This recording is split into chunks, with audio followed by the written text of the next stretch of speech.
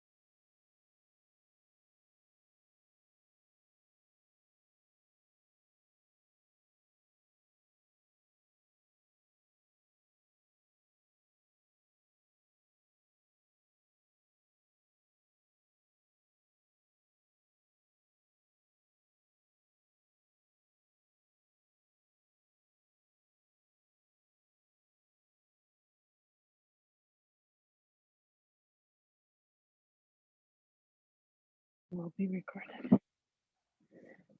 Oh, we got you all. You got to promote me then. Well, but you can't join. You need to join with your So use my account instead. yeah, join with your what you call panelist link. So, can I do Google? Can't you just open another? Yeah. Okay.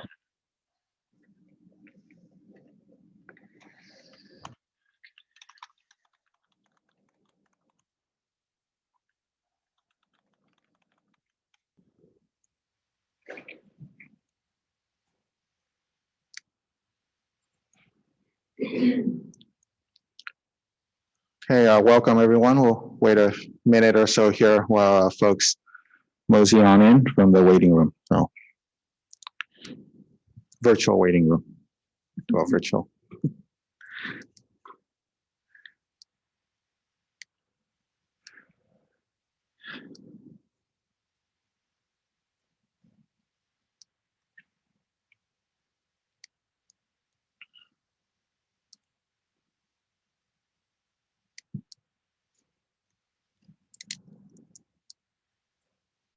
Okay, it looks like the number is stabilizing. So I'm going to go ahead and call to order the regular board meeting of CUSD Board of Education of June 3rd, 2021. First item on the agenda is the flag salute.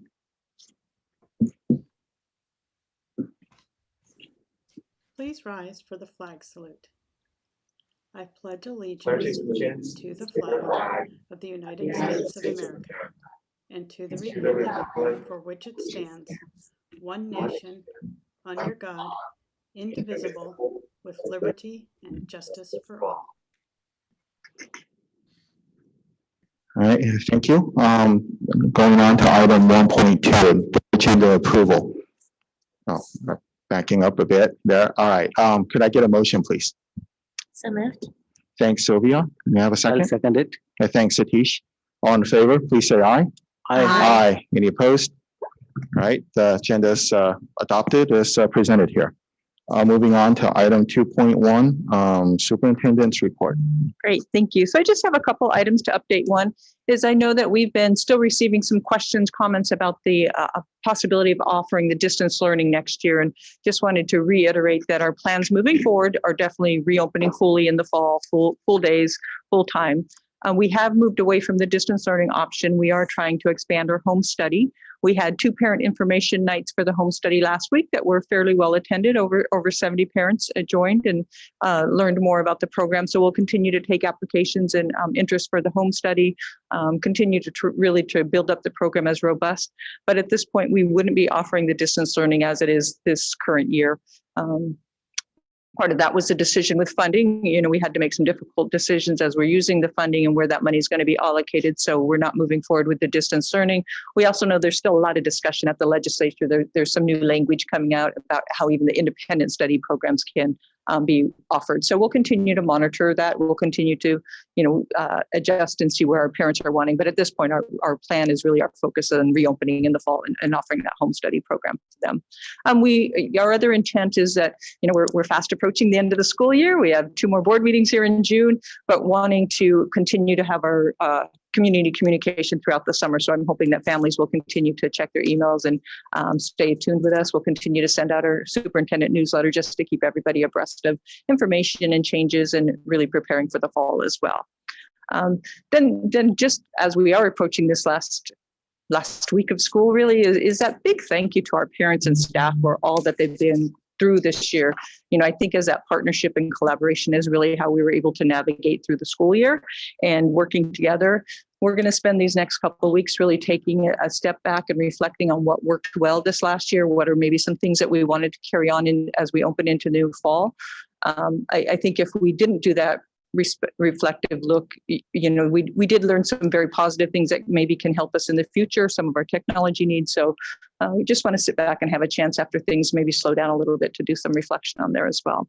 And then last, I think bearing on everyone's mind is that horrific event that happened last week at the VTA and the impact and effect it has on everybody's lives, and just really our condolences going out to all the families and friends. I think we all felt it. Throughout the entire Bay Area, many people were affected, and it just reiterates our need to really bond together, to unite, and we have to stop these horrible crimes because they cannot continue. And as we're seeing the impact on our young lives, it has to stop, and so we all have to work together towards that. So again, our condolences go out to all the families and friends that were affected. Thank you. Thank you, Stacy. That was well said. Moving on then to item 3.1, employee organizations. Leslie, do we have any speakers today? No. Okay, great. All right, and then moving on then, 3.2, classified employee of the month. So we're here to recognize Malia Nogi today. We do, and I'm actually going to turn it over to Allison to talk about her since she works in Allison's department.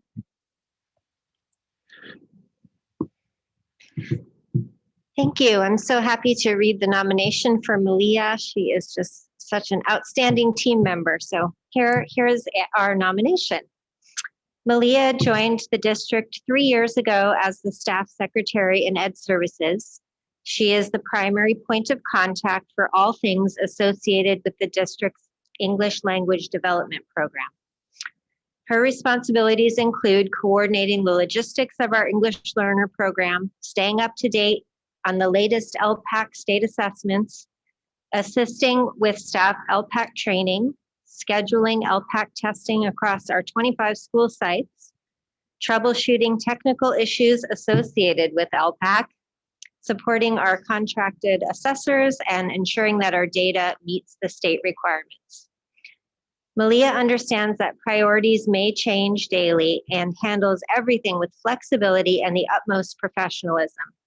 She successfully accomplishes all of this and more with a positive and supportive approach. Enough can't be said about the effects of Malia's positive can-do attitude. She interfaces with many people daily: school secretaries, principals, staff from other departments, and parents. Malia's responsibilities in this arena have grown this year as our team navigated the challenges of remote testing. Malia answered countless questions each day with a smile. All of her interactions are influenced by her helpful, friendly, and kind demeanor, resulting in a more productive and engaging ELD process for all. Malia is an exemplary employee, a tremendous asset to our department, and she truly deserves the honor of being the district's classified employee of the month. Congratulations, Malia. I'd like to, on behalf of the board, really congratulate Malia on your recognition. It's really great to learn about the work of the folks behind the scenes supporting our students. Is Malia, is she here? Would she like to say a few words? I believe we also have Dana from our department and Dana. Malia, I believe. Okay, let's hear from them. Hi, so I'm Dana Eno, and I work in Ed Services also. I have had the pleasure of working with Malia since she joined the district. I did want to clarify one thing. LPAC stands for the English Language Proficiency Assessments for California, and Malia is our resident expert. Besides being the queen of LPAC, here are some fun facts about Malia. She is a ballroom dancer. She is a musician at heart. She loves anything Fox related. She is a fan of Miyazaki films, and she will soon be a resident of the no state income tax state of Washington. So thank you, Malia, for your dedication to your job. We've all enjoyed working with you, and you've made a difference. Thank you. Well, thank you, Dana. And well, Miyazaki films, that's cool. My daughter will be happy to hear there are other fans out there. It's great. And Malia, would you like to say a few words? Certainly. Can you guys hear me okay? Yes. Oh, perfect. Well, thank you so much. It's yeah, definitely an honor to be nominated as Employee of the Month. I've greatly enjoyed working in the Ed Services Department. Everybody I've worked with has been so wonderful. And of course, not just in Ed Services, but across the entire district, all the secretaries, principals, teachers, and staff that I've worked with have been very pleasant to work with and be around. So thank you all for supporting me as I support you. Well, thank you, Malia. Thanks. It's really great to hear about your work, and thank you for supporting all of us. Right.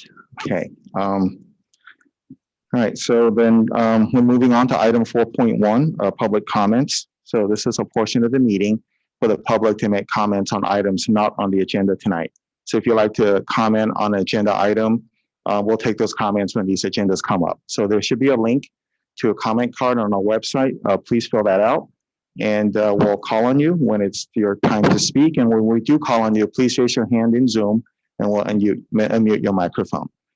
Do we have anyone speaking in section 4 today, Leslie?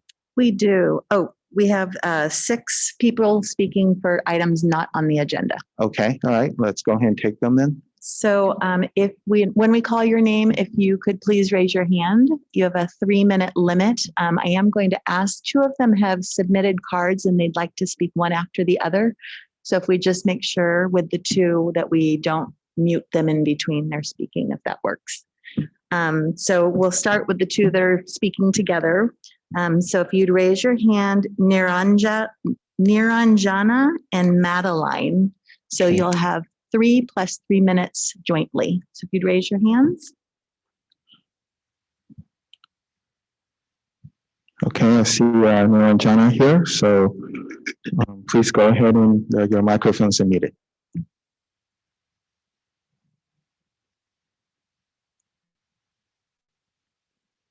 So Niranjana, if you want to unmute yourself, there we go. And Madeline will also allow you to be unmuted and you can take turns.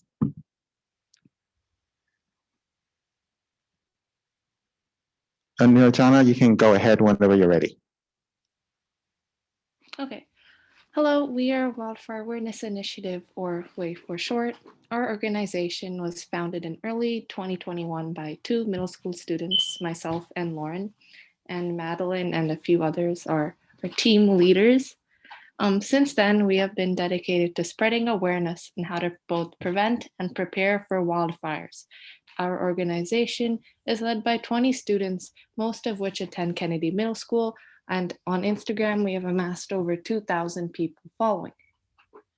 For a couple months of each year, our community is greatly impacted by wildfires and their byproducts.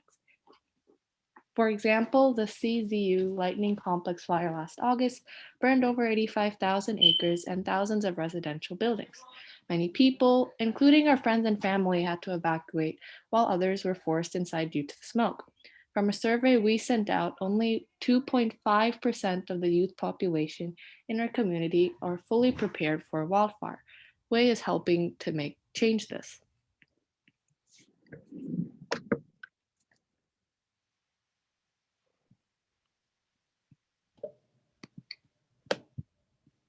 Our team And Matt, recently worked hard on creating informative posts on Instagram, holding events, and volunteering. The information we spread includes how to prepare for a wildfire, what to watch out for, safety kits, causes, effects, statistics, etc. Some of our upcoming events include a raffle and webinar with the Santa Clara Fire Department, a card workshop for firefighters with giving gratitude, and a webinar on disaster preparedness with the BRC, or Building Resilient Communities. After further consideration, we have realized these events do not reach elementary schoolers, and we believe educating younger individuals is vital for preparing the entire community. For elementary schools, we have prepared a flyer and a Kahoot. The Kahoot is short and concise with only 11 questions on wildfire facts, taking no longer than 10 minutes. During my elementary school years, Kahoots were always very fun for us. Competing with fellow classmates or working together in teams made us more likely to retain the information. All the questions are answered on the flyer. The flyer includes wildfire statistics, how to prepare and prevent wildfires, and about way. The flyer is also a great way to inform parents too, as parents are more likely to read the flyer if their kids brought it from school. Would it be possible to hand out these flyers and present this Kahoot for CUSDK 8 elementary schools this year? Or possibly work to integrate it into the curriculum for elementary schoolers? Thank you. Thank you for coming to speak tonight. Our board policy is not to address the specific items, but we can certainly follow up over email. So thank you for coming tonight. Leslie, our next speakers. Our next speaker is Ujwal Pandey, followed by Rimjim, followed by Suda.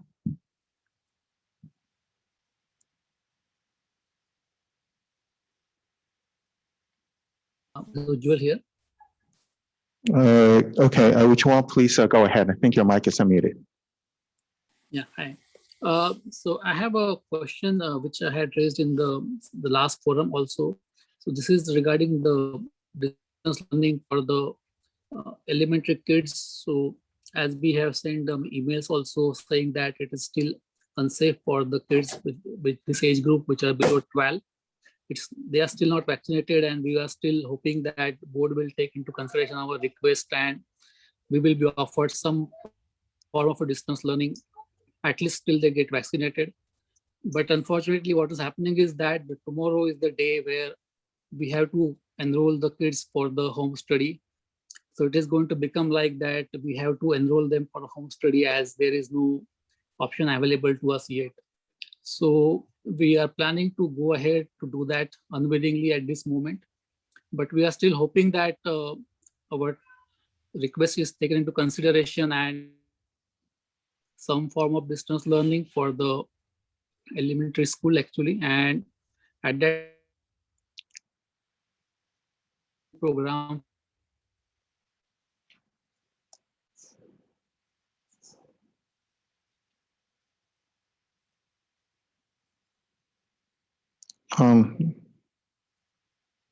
Sorry, I don't think we're getting any volume here.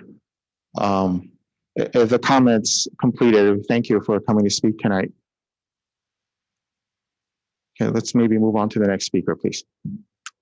So our next speaker is Suda Kasam Seti. So I believe her hand is up. Okay, all right, Suda, please go ahead when you're ready.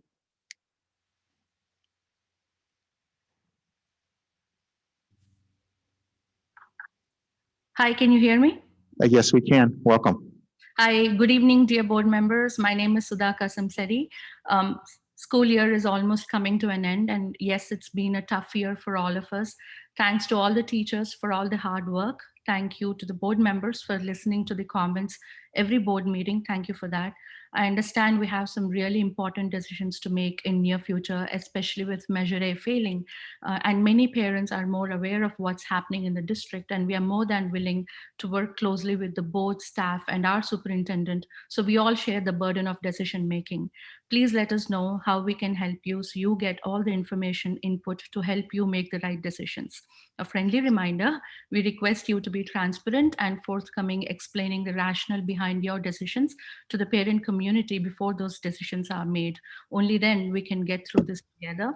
We have a group called a CUSD Parent Focus Group with like-minded parents who are ready to put in more hours and ready to volunteer for our schools and PTAs. So let us know again how we can help you. I also want to specially thank Allison and Stacy for collecting parents' input for building equitable learning environment district network application. We really appreciate that. Thank you, and wishing everyone a wonderful and great summer break. Thank you, Suda. So our next speaker is Rimjim. If you would please raise your hand, followed by Valerie. So I don't see Rim Jim in the audience. So if we'll move on to Valerie, please. All right. So Valerie, please go ahead when you're ready. Hello, can you hear me? Hey, yes, we can. Welcome.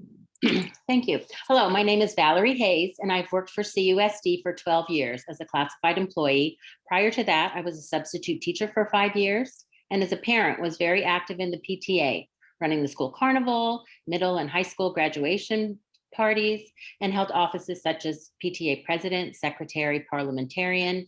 Done this since my oldest son started kindergarten 25 years ago. I would like to take these few minutes to talk about classified employees. We are an integral part of the CUSD team and are dedicated to supporting students and staff.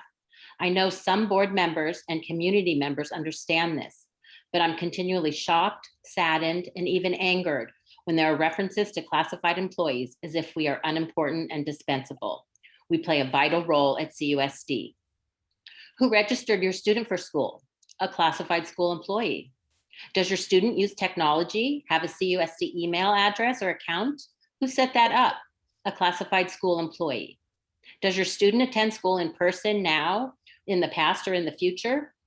Classified employees clean the restrooms and classrooms, empty the trash, run the tech labs and school libraries. They serve lunch and they assist students throughout the day. Does your student have any books or school supplies? Anything on paper? A classified employee ordered, purchased, stocked, and distributed those supplies. Who do you think mows the lawns, unclogs the toilets, changes the light bulbs, drives the buses, maintains the fleet, maintains the fire alarms, phones, and networks? Yes, classified school employees. After those certificated teachers are hired, who onboards them, manages their benefits, and processes their paychecks? Yes, you got it. It's classified school employees. Is your teacher ever sick or need a day off for professional development? A substitute is hired and assigned by a classified employee. I strongly believe that certificated teachers know the value of classified employees. A strong support team of classified employees helps keep those valued certificated teachers in our district. We do all the things that are necessary at a school so teachers can focus on teaching. We are all a team here. Please don't speak of or treat classified employees as if they aren't important. Thank us, value us, treat us with the respect we deserve. Pay us competitive wages so experienced, qualified employees want to work here. And I'm going to take a minute to have you consider who delivers your Amazon Prime shipments, who mows your lawn, cleans your house, services your automobile, cuts your hair, stocks the grocery shelf, serves you at a restaurant, comes to your rescue when the sink backs up on Thanksgiving. Those are all classified employees. I would like to say thank you to the board and EC for allowing me to share my comments tonight. In addition, thank you for doing your job at the helm of our district. Rain or shine, Zoom or in person, praise or criticism, you persevere, like all of us here at CUSD because Thank you, Valerie. Okay, was that our last speaker, Leslie? All right, thank you. Okay, then moving on to 5.1. This is a public hearing on our LCAP and the budget adoption for 21-22.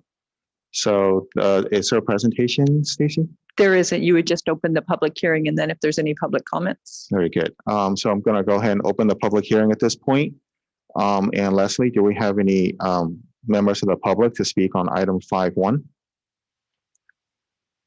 No? Okay. All right. Then I hereby close the public hearings and then move on to item 6, consent.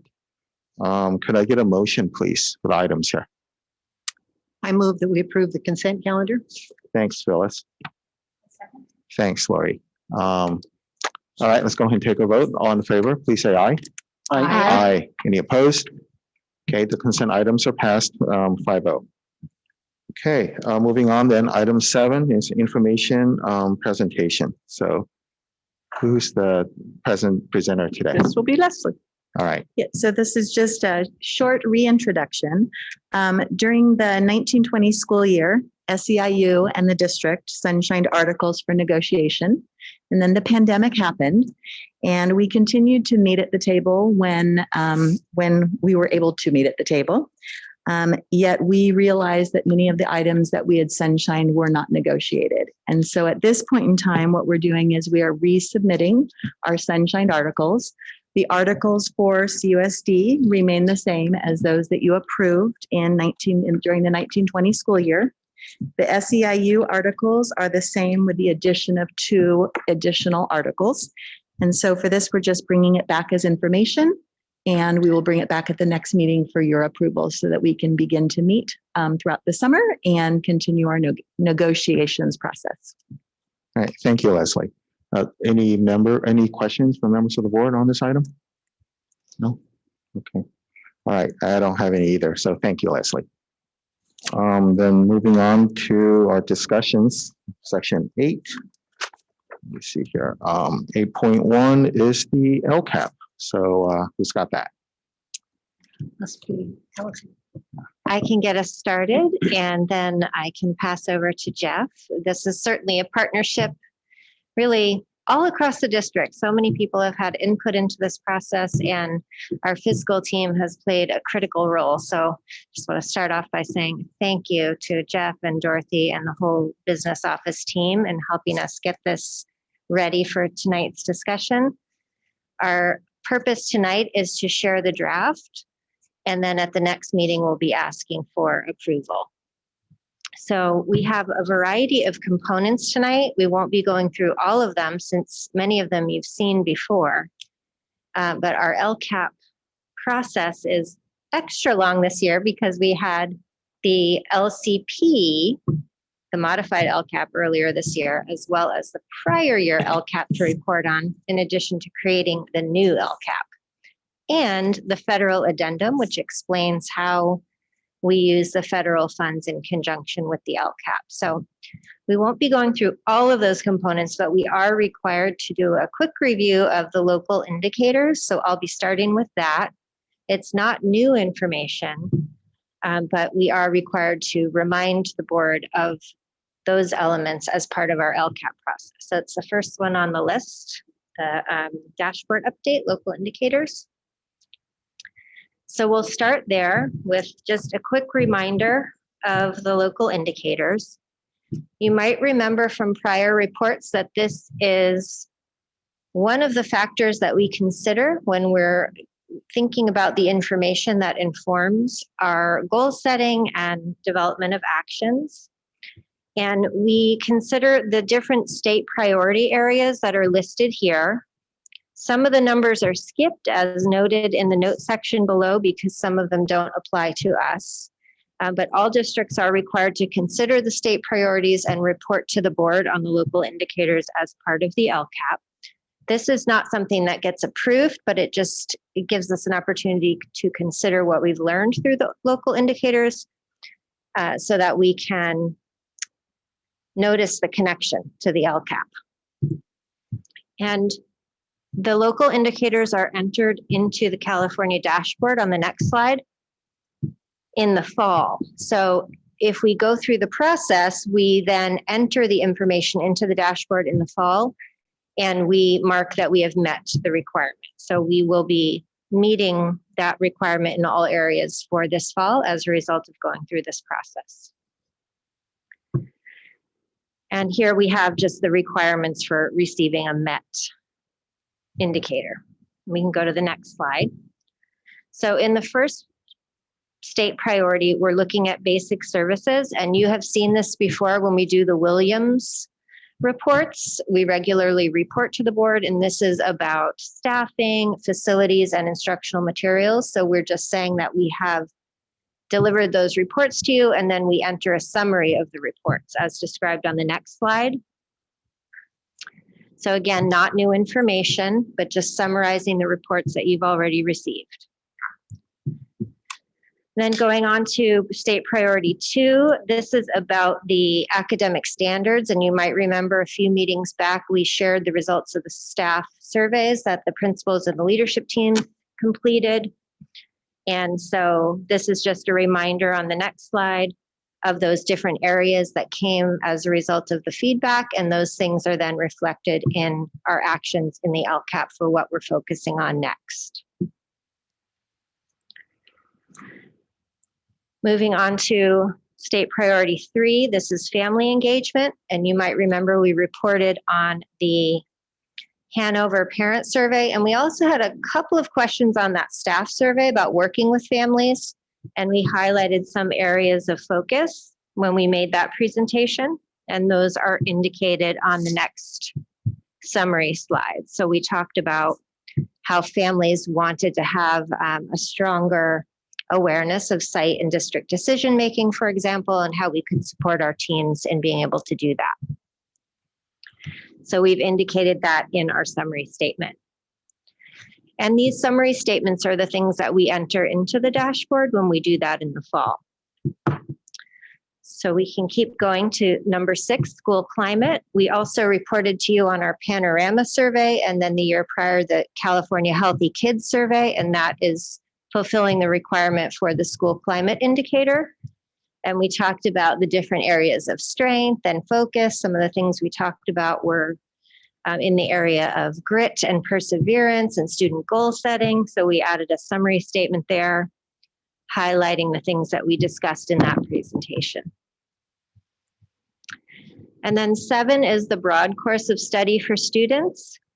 And we also talked about this when we did that presentation on the student results. And this is that area that we wanted to tackle right in that year when COVID happened, and we know we need to put it back on the plate, is thinking about what kinds of experiences will be core for all students and where site flexibility will be allowed going forward. So tackling those issues of common experiences aligned to our strategic plan. So we added our summary statement there, which hasn't really changed too much since the last time we talked about it, since we kind of put this conversation on pause during COVID. So that's the quick summary, but hopefully it feels familiar since it's not new information. And I'll pause there to see if there are any questions about the local indicators. Thanks, Allison. Any questions from? Just ask one question. Oh, please go ahead, Satish. So what happened? Is there something like intentionally 4 and 5 are missing here? After 3, it is. Yes. So on the first slide there, you can see that some of the priorities are addressed through the LCAP or they don't apply. So priority 4 is pupil achievement. So that is embedded within the LCAP in things like the CASP results. And pupil engagement, priority 5, is addressed also through the LCAP, and that is student attendance. And then priority 9 and 10 are not applicable to our district. So it's a little bit confusing, but we follow the requirements for reporting on the ones that we are required to. Okay, my second question I'll ask. So it has either met or not met, that's it? Or is it something in between? Oh, 8 is not listed there. Yes, I see that. Let me check. I don't know why I don't have 8. I'll have to look that up.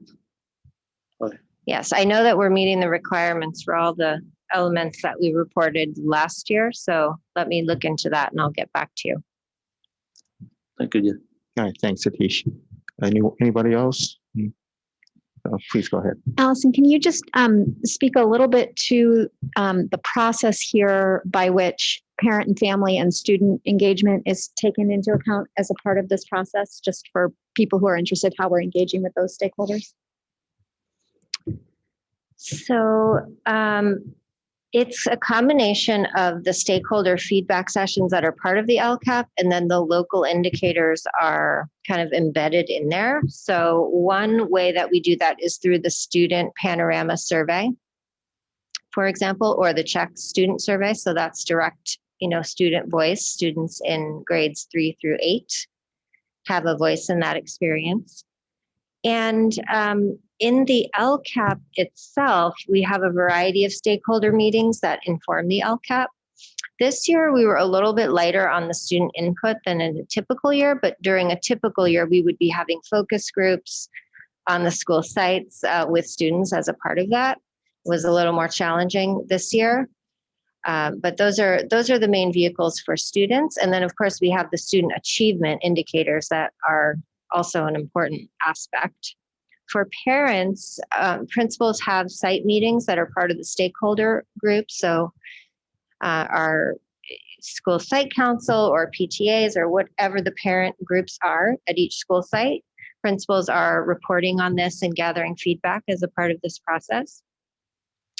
And then we also have our PAC-DLAC parent group meetings. So those are district meetings where sites send representatives to our parent advisory committee and district English learner advisory committee meetings. And then we also had the Hanover parent survey for all parents to participate in. So we take the local indicators and then all of that information and the stakeholder meetings, which includes informal things like the town halls. We definitely received feedback from the county that we had definitely more stakeholder meetings than most districts do as part of the LCAP, because we had been in this routine of having many, many opportunities for parents to engage. So that felt good. And we spend a long time up front having those meetings and collecting it before putting the goals and actions together. So try and make sure that we hear from a variety of perspectives. Thank you. Thanks, Lori. Anyone else? Questions? No? Just a quick clarification question. So this year with the pandemic and last year, we had the LCP, right? Which was specific for pandemic year. And then next year is the intention that it will go back to regular standards. Right. So the LCP, that was this year. It feels like it was last year, but it was actually this year's plan was the shortened plan. Okay. So we had the 1920 regular LCAP that we're reporting on since it was postponed last spring during COVID for all districts. And then this year we had the modified plan, and then going forward, it's a reset back to, well, it's a new template because usually the state updates these things anyway. So we have a new template, new 3-year plan, but it's a nice timing because we're resetting, looking forward to the next 3 years in this moment when we know how important that is. So we have a chance to align to our strategic plan and reflect on where we are in this moment after this very unusual year for our kids. Okay, great, thank you. Thanks, Sylvia.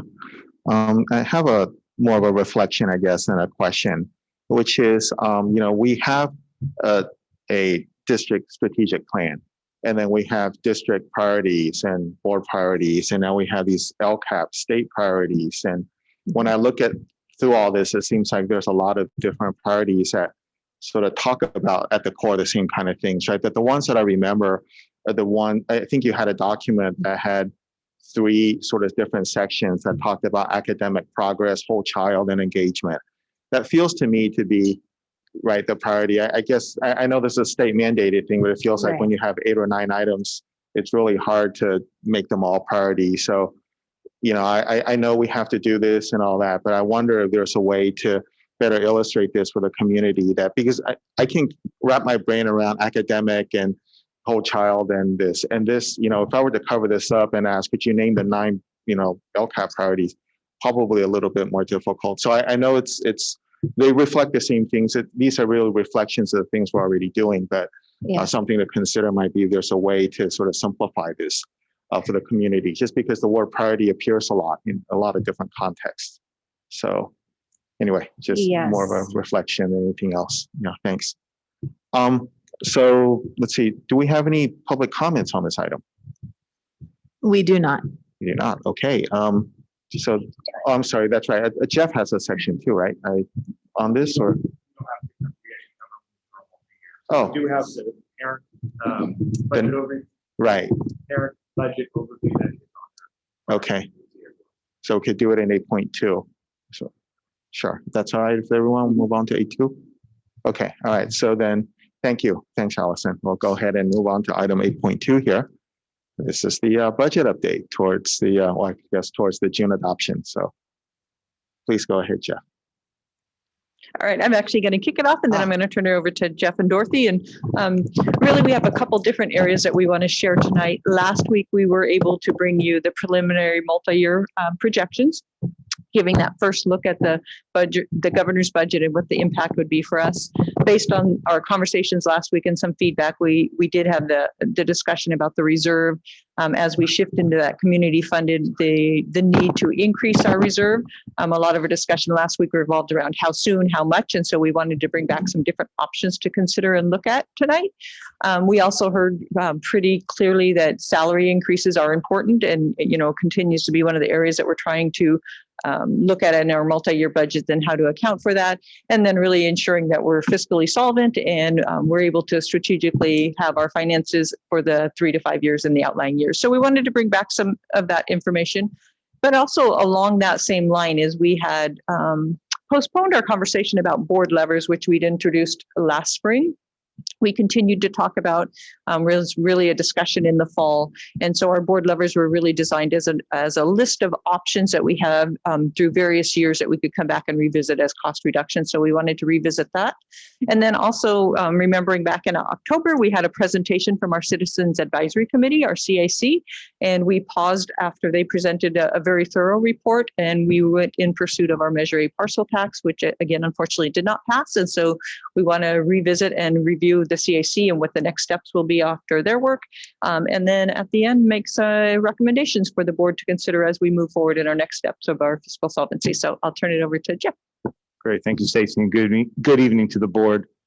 So we have 4 different multi-years on here. I'm going to walk through the first one, highlight a few areas that we covered last time again.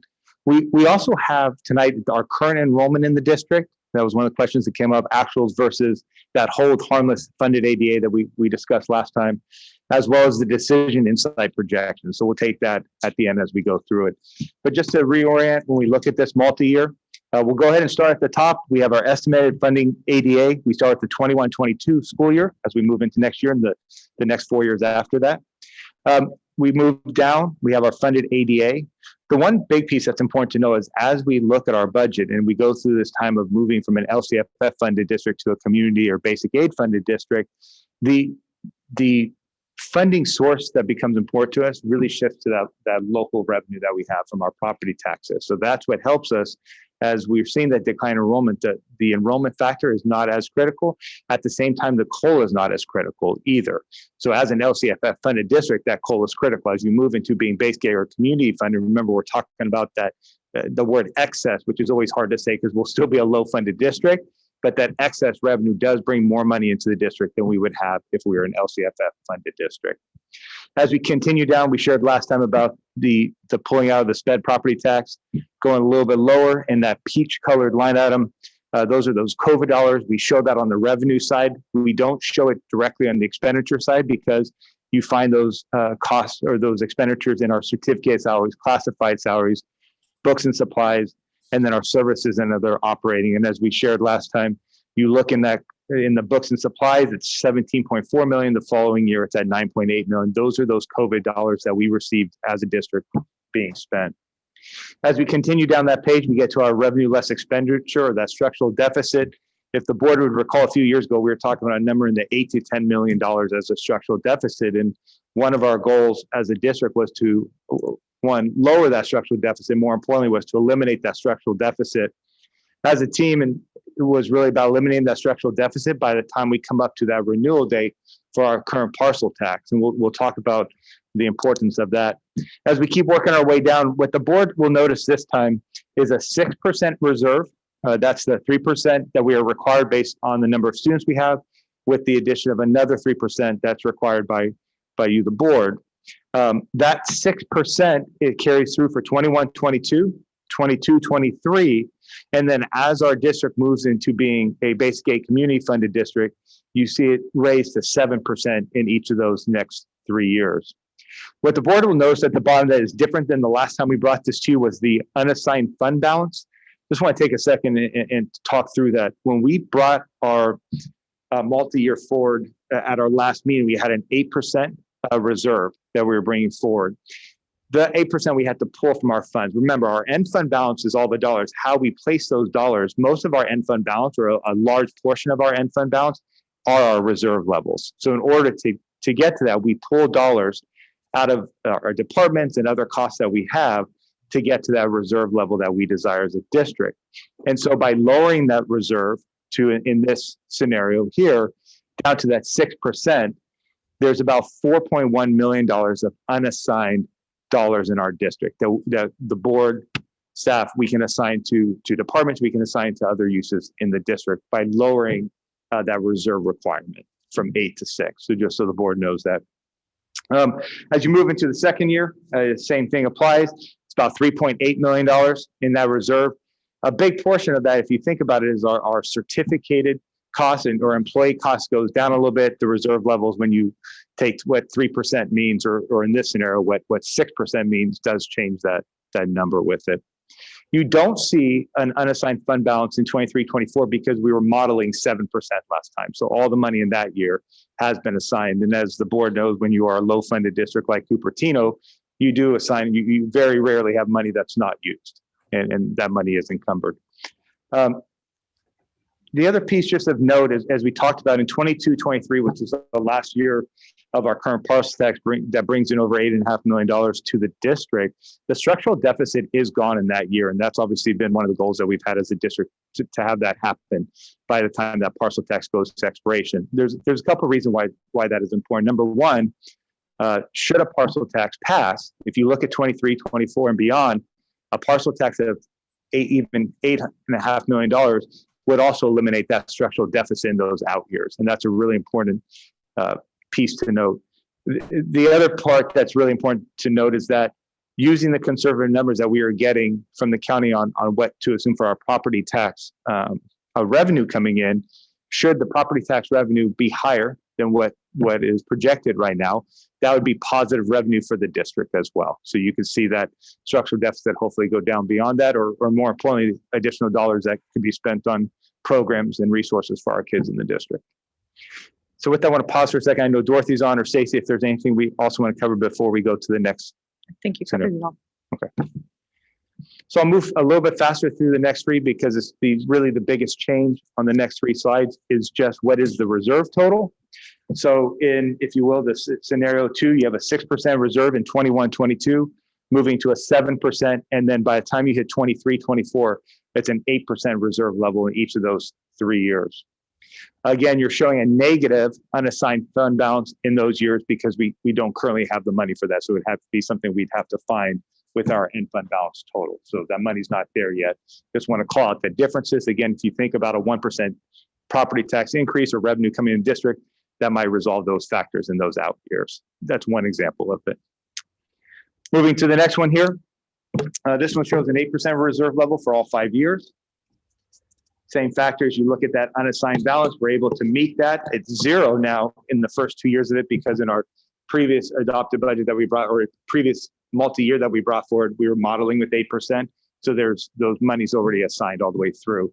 As you move to those out years, we weren't able to show that at that point in time, which is why that negative comes back forward. And then the last scenario here, this is 10%. Obviously in this model, it is a negative unassigned fund balance across the board because we currently do not have the funds to bring it to that ideal number, or I guess a minimum ideal number we'd want to have as a basic aid or community funded district. Switching gears here a little bit because the role of our enrollment changes as we move to being a basic aid or community funded district. It is important to note the impact of a decline in enrollment throughout the district or programs and resources that are allocated.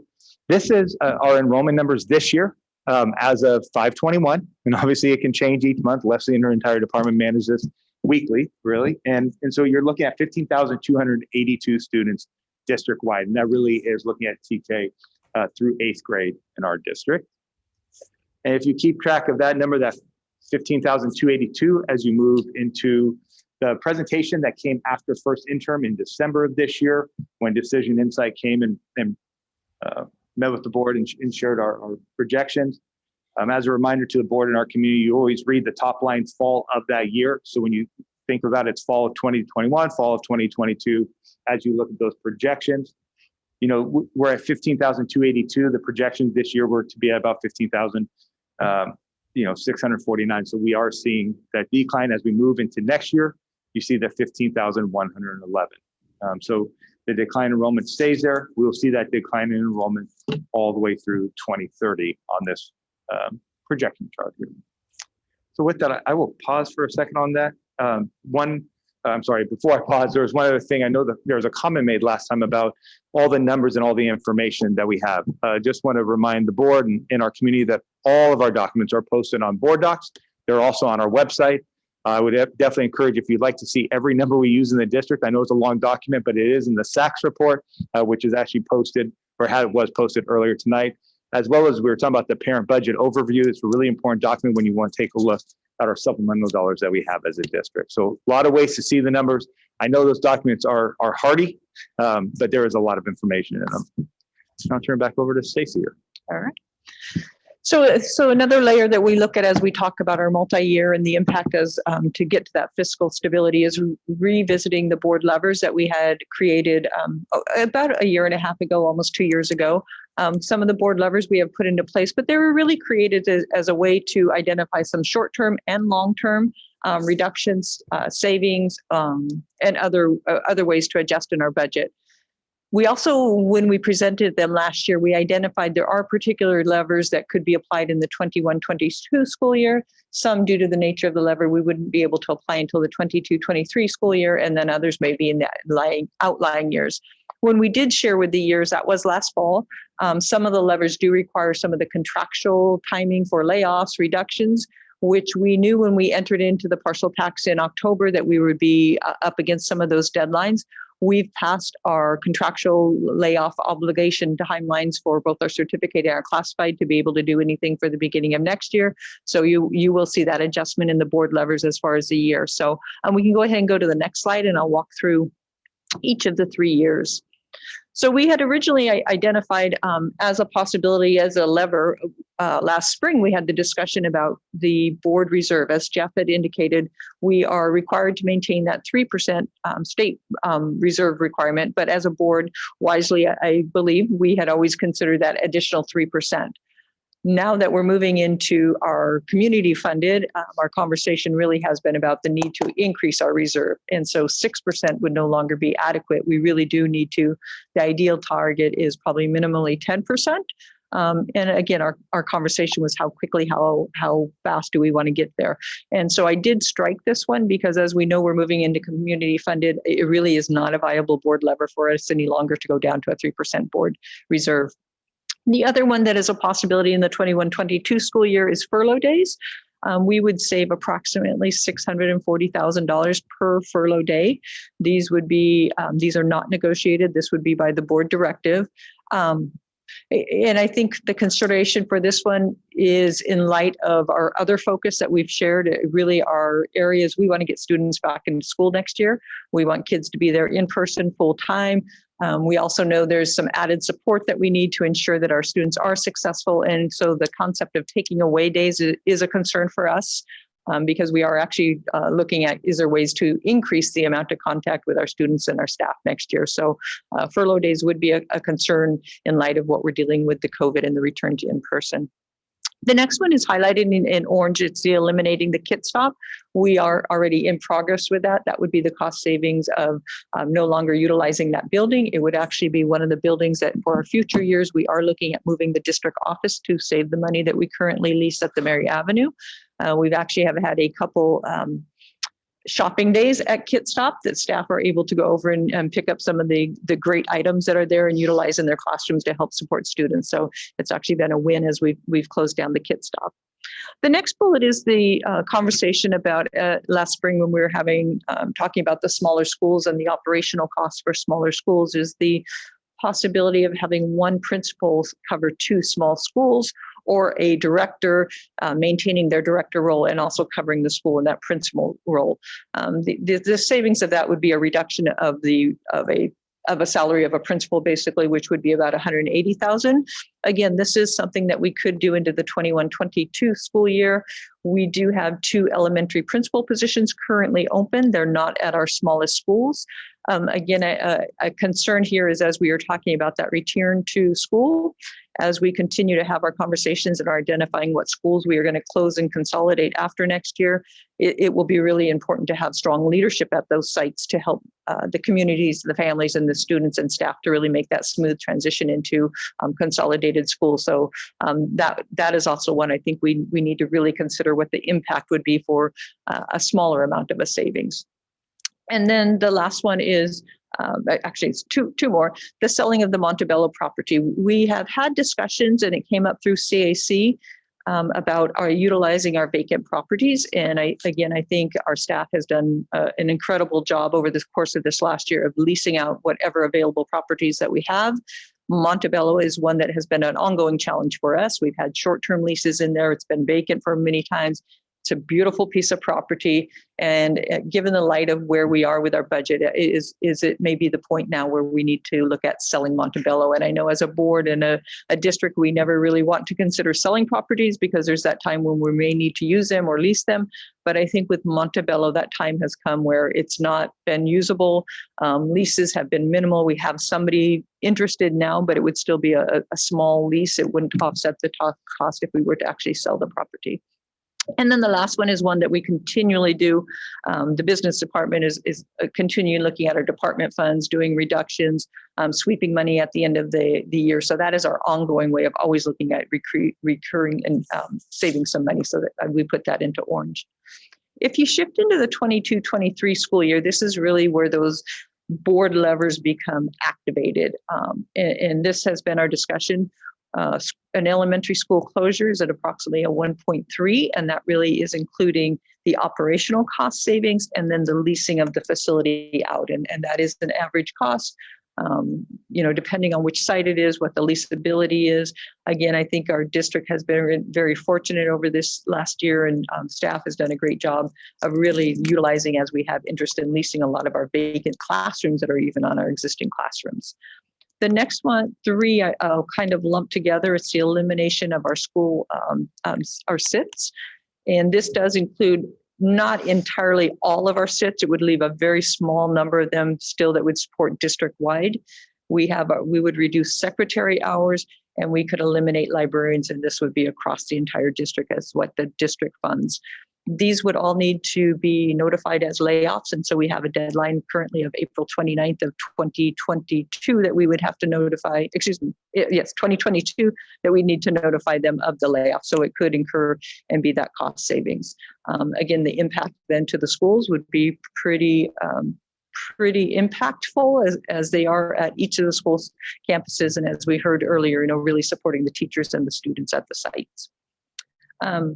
The next bullet is reducing our instructional coaches. I think this is one that's been on our board levers each year, and we've actually pulled this lever for several of the last years. I think at one point we had a high of 27 instructional coaches, and we are really down now to the skeleton crew. Again, this would be one that we would have to give a March 15th notice to the employees, and so we could put that into place in March of 2022 for the following school year. The ones in blue are ones that would have to be negotiated. So if these were levers that we are looking at trying to employ, I would recommend we make decisions by the fall so that Leslie and her staff can begin that negotiation process with the unions. The one would be reducing and eliminate staff learning days. And you'll notice that this cost is a little bit lower than a furlough day because our staff learning days elimination would only affect our certificated staff. Our classified staff typically are working on staff learning days. And so you'll see that difference in a furlough day cost and a staff learning day cost. The increase in class size in our grades 1 through 3, currently they are at a 24 students to 1 teacher. We could look at increasing the size of the class and maximizing how many students are in each class. We use this example as increasing the grades 1 through 3 up to 28 students to 1 teacher. And it's a savings of about 3.7 million because it would be that reduction of FTEs, reduction of a total number of teachers. It could also be something in between there where we determine that we want to increase the class size a 26 to 1. So it would be approximately half that amount of the savings. And then along the same lines of our middle schools, currently we staff them on a ratio of 25 to 1. We could look at increasing that ratio. And what that does is it reduces the number of staff that we need, and the cost savings then would be commensurate on how many staff we eliminate. If we shift over then to the outlying the third year in 23-24, We can relocate the district office, which we know that our lease term expires in April of 2023. So we're already making the plans on where we can relocate the district office so that we're out in that time. It currently is a lease of about $400,000 per year for maintaining our district office at the Mary Avenue. And then based on information from the CAC, it was looking at the closure of a middle school, which would be a cost savings of about 1.9. And that's a combination of the operational cost savings as well as the leasing out of that facility as well. So, next slide. The other piece that plays into our multi-year is, again, looking at our CAC and the work that the Citizens Advisory Committee went through. And in October, they presented 6 different scenarios. There was a lot of information provided into it. And so one of the conversations as we continue our work is, after October 22nd, if we had not chosen to go for the parcel text, what would have been our next steps? And really revisiting the work of the CAC is feeling that the level of competence in the work that the CAC did provides enough information for the staff to come forward with a recommendation.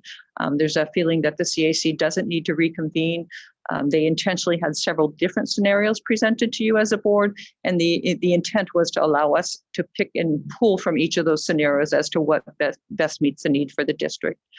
There is some, as time has passed, Jeff just shared the enrollment data, which is alarming, I think, for us, but for all districts, knowing the impact of COVID and how far will our enrollment drop. We know that each year at the beginning of the year, we actually do a 10-day enrollment where we actually assess students actually in their seats. And so looking at what that number would be. We also know with the work with the CAC, they did a tremendous amount of work. We had created a CAC binder that actually we created back in March of 2020 when we believed we were going to get started, and then COVID hit. So we do know that we want to update some of that data in the CAC binder just so the community can see our numbers and have access to that as well.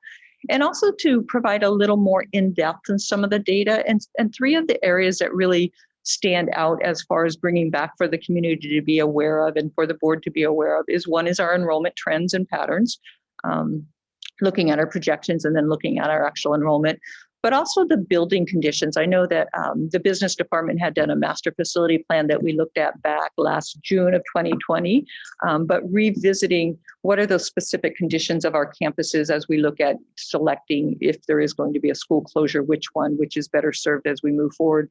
Many of our campuses have been modernized, and we'd want to bring that information forward too as to which of our sites are modernized. And then the other one that CAC did have access to, but we didn't really share a lot of time going into it, is just the actual capacity of our campuses.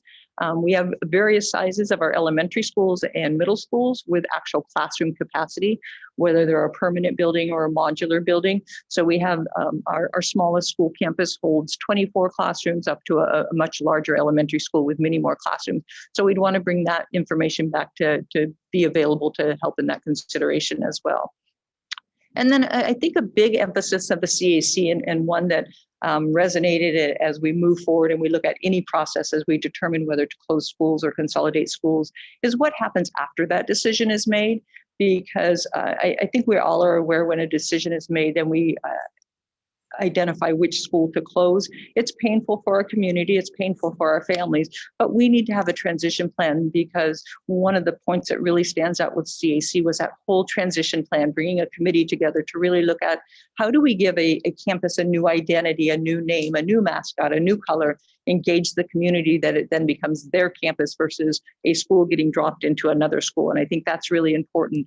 Also, even in our difficult times, we continue to be a district of choice, and we would really want to honor that and make available to families. What are your choices when your school is closing? You're not going to be obligated to go to one particular school. You'd actually get priority to go to different schools. So we want to get that information. So I think it's really important, just as important when we identify the school we want to close, but just as important to have that transition plan and timeline for families to identify with as well. And then the other piece that came out from CAC is just to be really deliberate with our communications and, to continue to provide this information. And I just know that one piece that had resonated with me back last fall is when we moved from calling and saying school consolidations and suddenly we started saying school closures. and I think we need to be very upfront with our communication to our community. We certainly have spent the last 8-10 months hearing from our community, hearing that they're more aware of what's going on, and we need to continue that and continue to be transparent, continue to involve them and include them in that communication and planning as we move forward. So based on our multi-year, based on our budget levers and our CAC work, I want to bring forward a recommendation. And again, keeping in mind that part of our conversation last week had been about where we ideally want to be with our reserve is at 10%. Also knowing that that can be very difficult to get to right now as we're just barely getting into community funded, as we're still trying to look at salaries. So really looking at how can we strategically plan this out, giving community time to plan, giving the district time to build up that reserve, but also being very strategic and selecting what we do and how we do it so that it does continue to have that long-term effect. And so the recommendation is to adopt next week the multi-year projection that Jeff provided, the first scenario that allows for a 6% reserve in 21-22, a 6% reserve in 22-23, and then increasing that to the 7% for the outlying 3 years. That follows with the second bullet, where then I also recommend that we look at selling the Montebello property.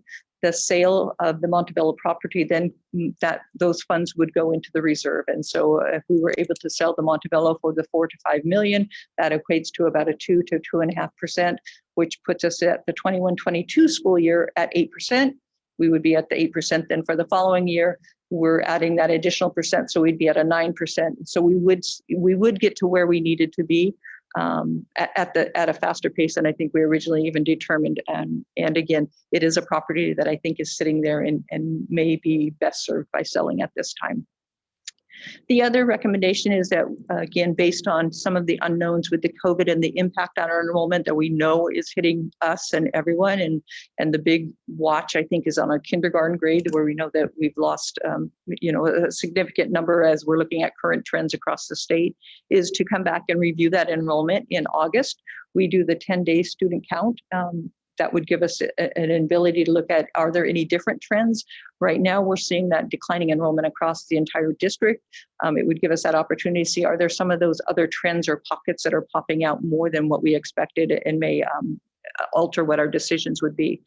Because it really comes down to then no later than September, based on the information from CAC, based on our enrollment, based on our multi-year projections, is for staff to come back with a recommendation to the board that specifically identifies the sites to be consolidated or closed, and including that timeline and that transition process that would take place for the staff and students. The last piece is identifying board levers to be implemented in 22-23. Again, that's not something we need to do this spring. We can continue to have those conversations, but we would want to identify those in the early fall as soon as possible to begin the work on those if those were put into place. So with that, I am going to pause and open it up for discussion. All right, thank you, Stacy. Let's do a round or two of board clarifying questions. Who would like to go first, or we could go with the original order? I did that. All right, okay, thank you. So 2 questions or 1 question? It's a two. Okay. So Jeff, like the slide 3, the unassigned fund balance, right? What happens to that money actually? Like if you go, for example, 4.1, where is it going to be accounted? It will be taken to the next year, or what is it real?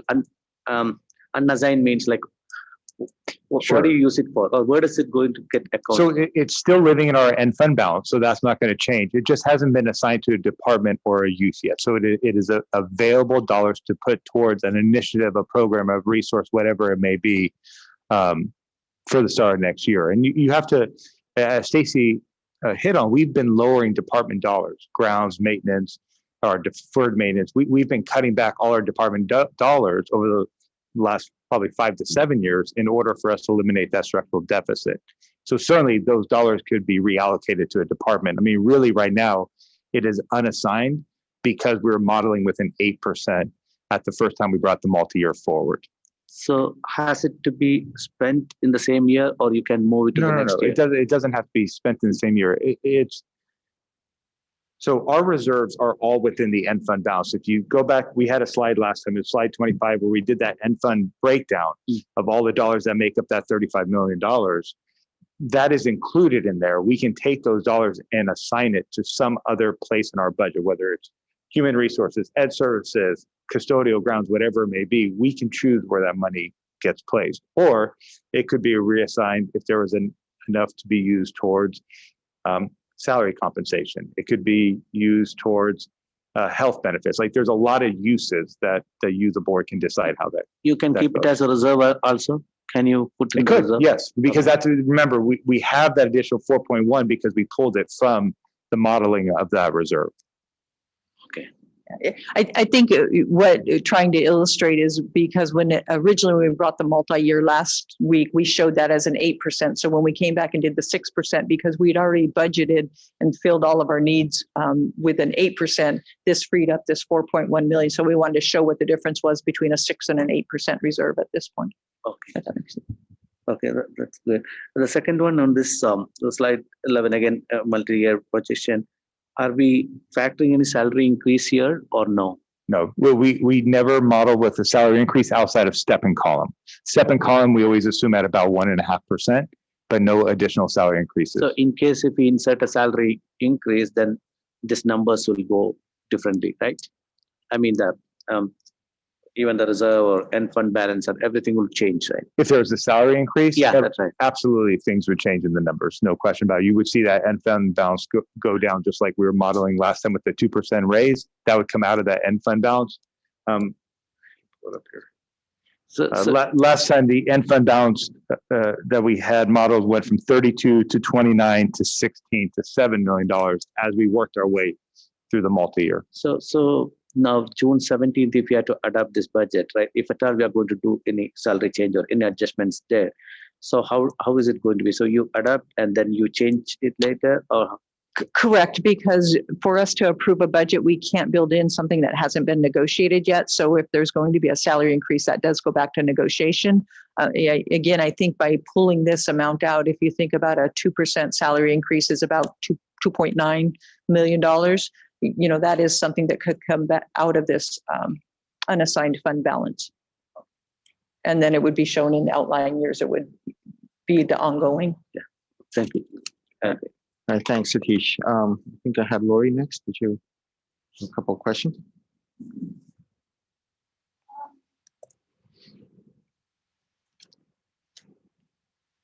I think most of my work. I think your mic's off. There we go. Now it's back on. Thank you. I think mostly I just have comments, but I'm just going to scroll through and make sure that I didn't have any.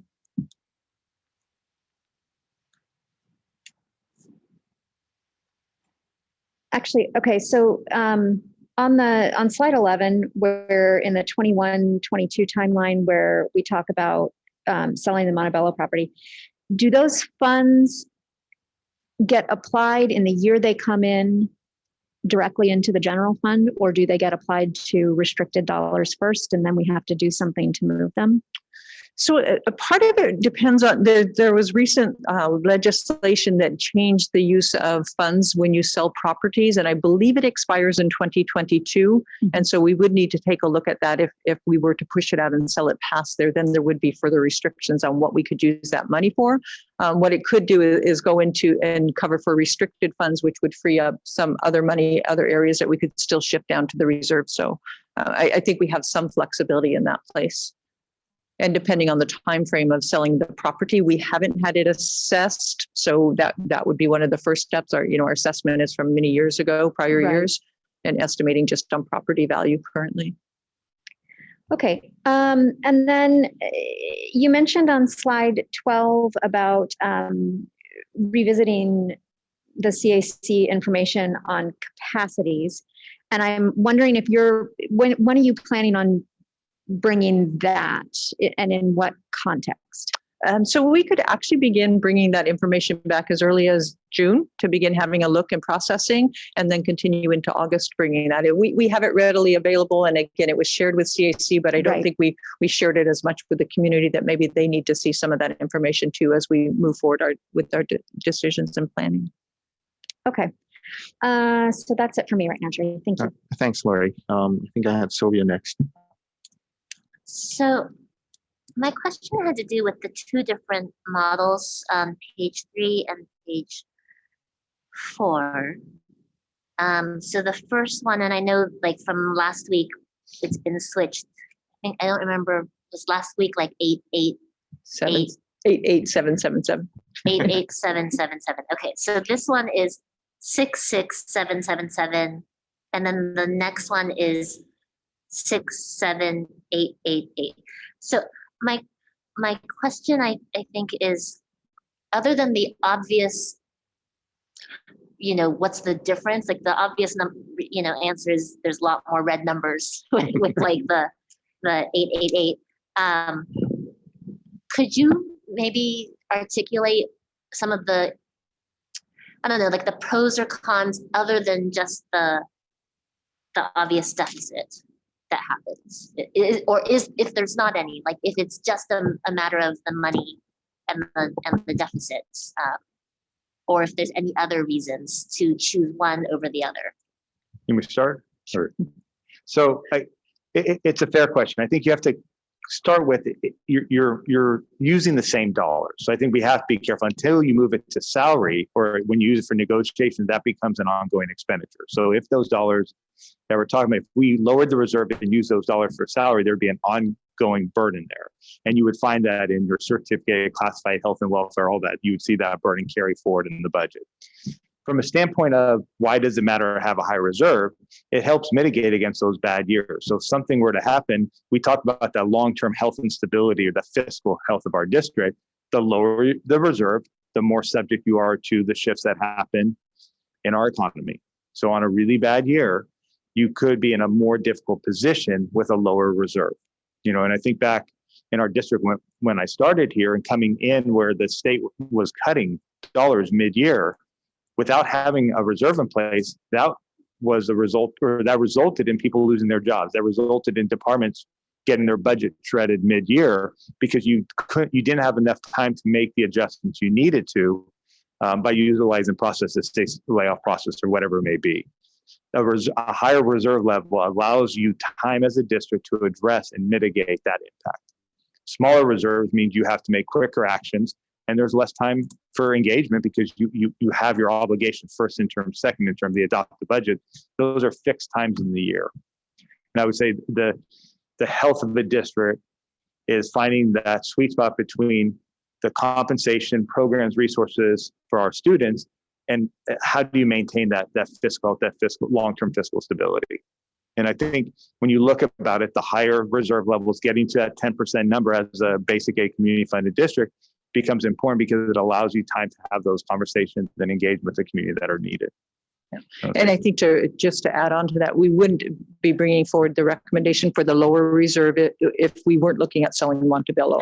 So our choice would not be to go forward with a reserve that maintains the 6677 for the 5 years. But we do know that we have this ability, if we were to sell the property, then that goes into the reserve. Then we really are getting to where we want to be with the 8 and the 9-10% in the outlying years. So it really is twofold. I wouldn't come forward with just the recommendation to say 6%, for the next 2 years and then 7%, because we do need to build up that reserve. It goes back to the question I think we discussed last week: how quickly and how much.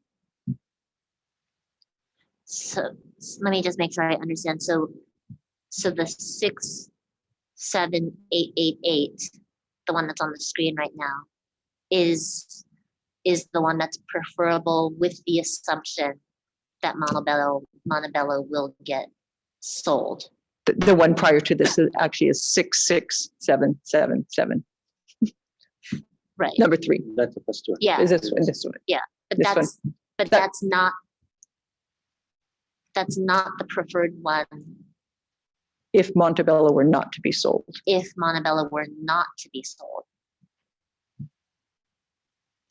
So if Montebello were not to be sold, then slide 4 is the preferred one. Probably slide 4 or even 5. Okay. But if Montebello is sold, then slide 3 is doable, yes, but still not preferred. No, slide 3 is actually our preference with the selling of Montebello, because you're starting off at a 6% reserve. You sell Montebello, it generates $4 million, which then gets you to an 8% immediately. That would then be in place for the following year, 8%. The third year on this model, we would contribute an additional 1% that's coming in from our property taxes and be at a 9%. So thinking it that way, thinking Montebello is a 2%, maybe that helps too, is the sell of Montebello is a 2%, 2 to 3%. I see. Okay, so if A, then B kind of like, Yes. so if Montebello sells, then we basically bump up that reserve number by 2% for each year. Yes. Subsequent. Yes. Okay, that's helpful. Thank you. All right. I'm good. All right, yeah, thanks, Sylvia. And then Phyllis? Yeah, I have 2 questions. One is on slide 11. It's one of the board levers, the department funds, reduction of department funds. Does that include school site funds, or is that just DO department? There's more of an impact on our department funds because we lowered about 20%. And then we don't do a zero-based budgeting, but what we do look at is what are the expenditures that are in a given year. So an example would be, let's say we're spending $20,000 in business services, but we had a budget built around $40,000. But when we went back and looked at expenditures, that $20,000 makes sense. That's where the starting place is the next year. So we reduced by that 20% and then look at utilization. When you think about doing that district-wide, it makes a big impact. For school sites, it can't work quite the same. So what we would do sometimes is when we allocate, if it's $5 per student, maybe it's $4 per student, something on a smaller level because the scale is not the same. If we swept too much on a school site, they wouldn't be able to have any flexibility with the spending. Okay, and my second question is about the timeline.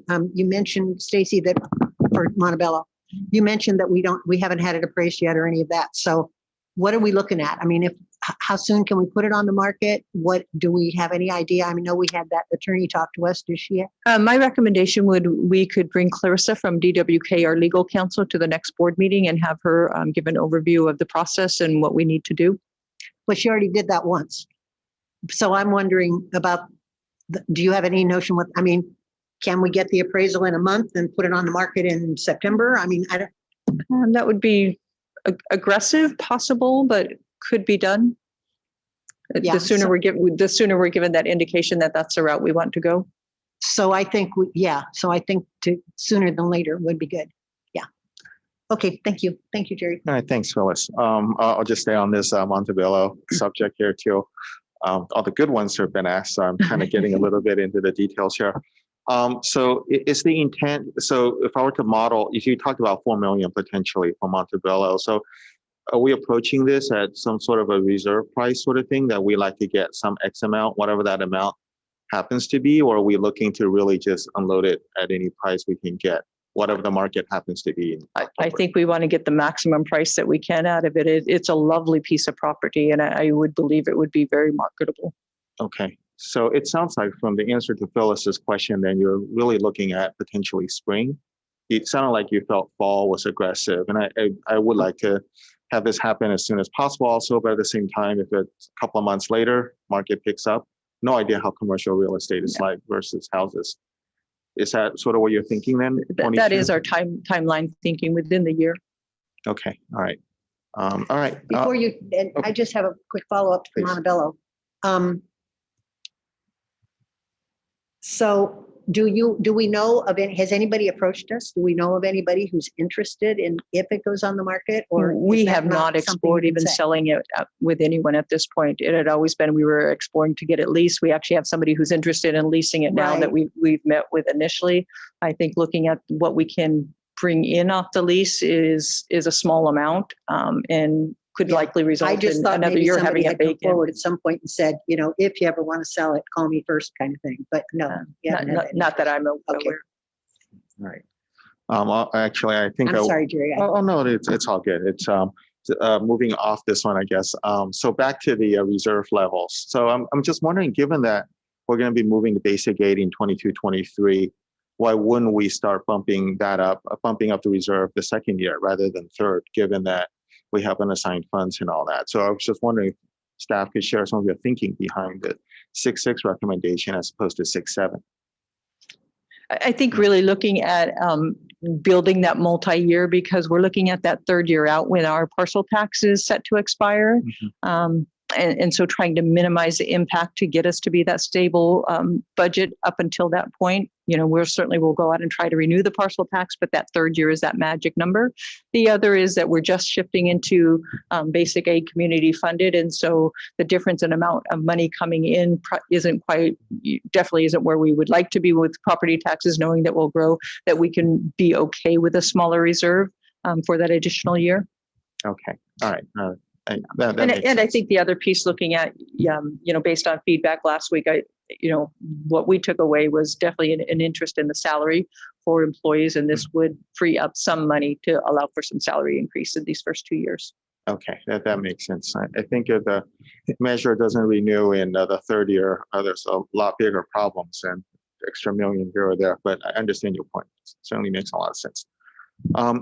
Do folks want to go around? Otherwise, you could listen. I think there are a few public comments. No? I don't have any more questions. Okay, well, let's maybe go to the public comments first here. Leslie, how many do we have? We do have some folks, right? I'm guessing.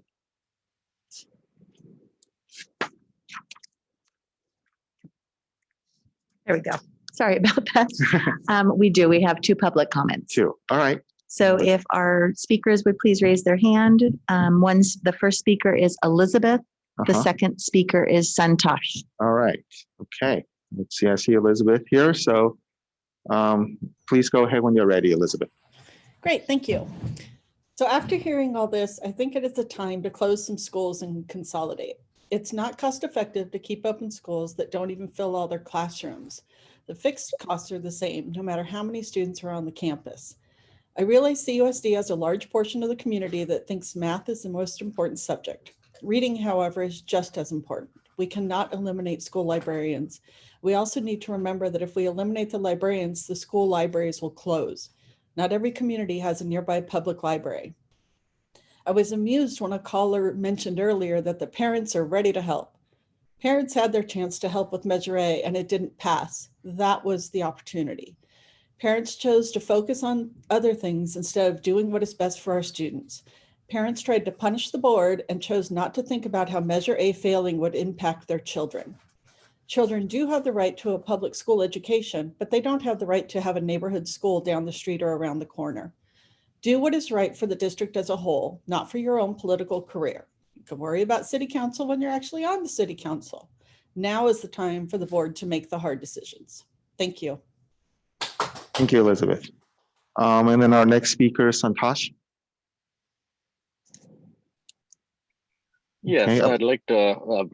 I'd like to bring up a couple of line items in the budget discussion that were not focused upon. There are cuts being made in the capital outlay and school services, as well as the school supplies. And there was no discussion I heard on what those entailed or why those were being reduced, particularly the capital outlay and school services. I hope when you go around and have another round of discussion, you'll spend some time looking at those line items and understanding the implication of that, what that entails, and what may be some options to not have those areas of cuts where the experience of the schools and the kids are probably more directly impacted. I'd also like to call out that if Montebello is going to be sold, that you consider first approaching the city perhaps, so that it may be sold back to the city and hopefully converted into some kind of a community center owned by the city or into an open space preserve of some kind given its location. So I urge you to look at the city as the first alternative so that the community and the residents of the city still have access to that beautiful location and property. I'd also like to urge you once again to look at increasing the scrutiny on where the majority of the spend in the budget is. I hear the previous speaker talk about parents not having the right to the local schools down the neighborhood. And I beg to differ. I'd like to say that you're spending today, we can argue over nits, but we're spending anywhere from 90 to 90+%, or some would say 84%, that's fine. But 84 to 90% is spent on expenses for staff and entitlement costs. And I'd urge you to look at that with fine tooth comb and look at reducing your costs so that you preserve the local community schools. The local community schools serve an important function, which is providing the ability for neighborhood kids to bond at the local schools. It reduces the traffic going into schools, and it also provides the opportunity to maintain and preserve the legacy of CUSD. So I urge you to do what is right in thinking long-term, in thinking 100 and 200 years out. If every opportunity that arose, we started closing schools, in 100 or 200 years, we may have just a couple of schools left. So please take your long-term responsibilities, think about preserving the legacy that you inherit and leaving it better than you found it, despite the budget shortfalls. Thank you very much. Thank you, Santosh. All right, let's bring the discussion back to the board here. I presume, Stacy, you're looking for inputs from us on slide 13, the recommendations, I presume. Yes. Please. So we can do questions and comments. Satish? Okay, well, I'll have one more question, like probably before comments. Like, so once it becomes again the community funded school, so the real ADA, so that won't come in picture. The number of real enrollment should not matter, right? If there is a like we now we have a slide here which shows that our enrollment projection, right? So once it becomes a community like basic aid model, this number does not have a real significance, right? Other than the capacity of the schools and the significance of the school. That's correct. Okay. Okay, thank you for that, clarifying that. And the second one is again, like I think we are going again the by when, right? Like kind of especially 2023. I know that there are multiple levers, including consolidation and many things, right? And everything will have, I guess, like different timelines. But what is that like? We need like by because from now to make some major decisions in 2023 to implement. What is the timeline kind of? So that would be the intent in September, coming back with the plan, identifying which schools would be closed and consolidated, as well as identifying board levers that we may want to put into place. The majority on that list really are those negotiated ones that we would need to begin negotiating during next school year to have in place in time. We could select them in these next couple of weeks. We don't meet for negotiations over the summer, and so it does give us a little bit more time to look at what the impact of those levers would be and come back with a recommendation in the fall. Okay. And are we intending to have any, I know that we had a CAC and stuff like that. We had enough information. I think in your initial remarks, you said that we have enough things, but are you planning to have anything, a new committee or the same committee meeting again to look into or anything further on that, or we have enough information?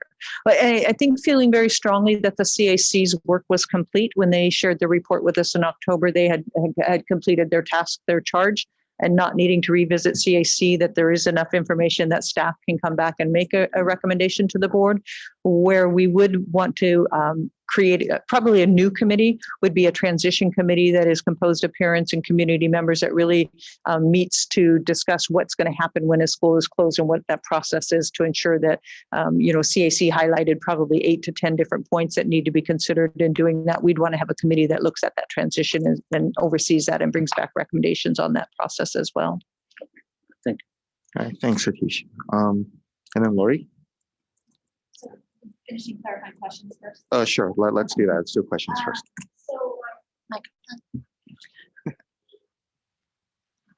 There we go. Sorry.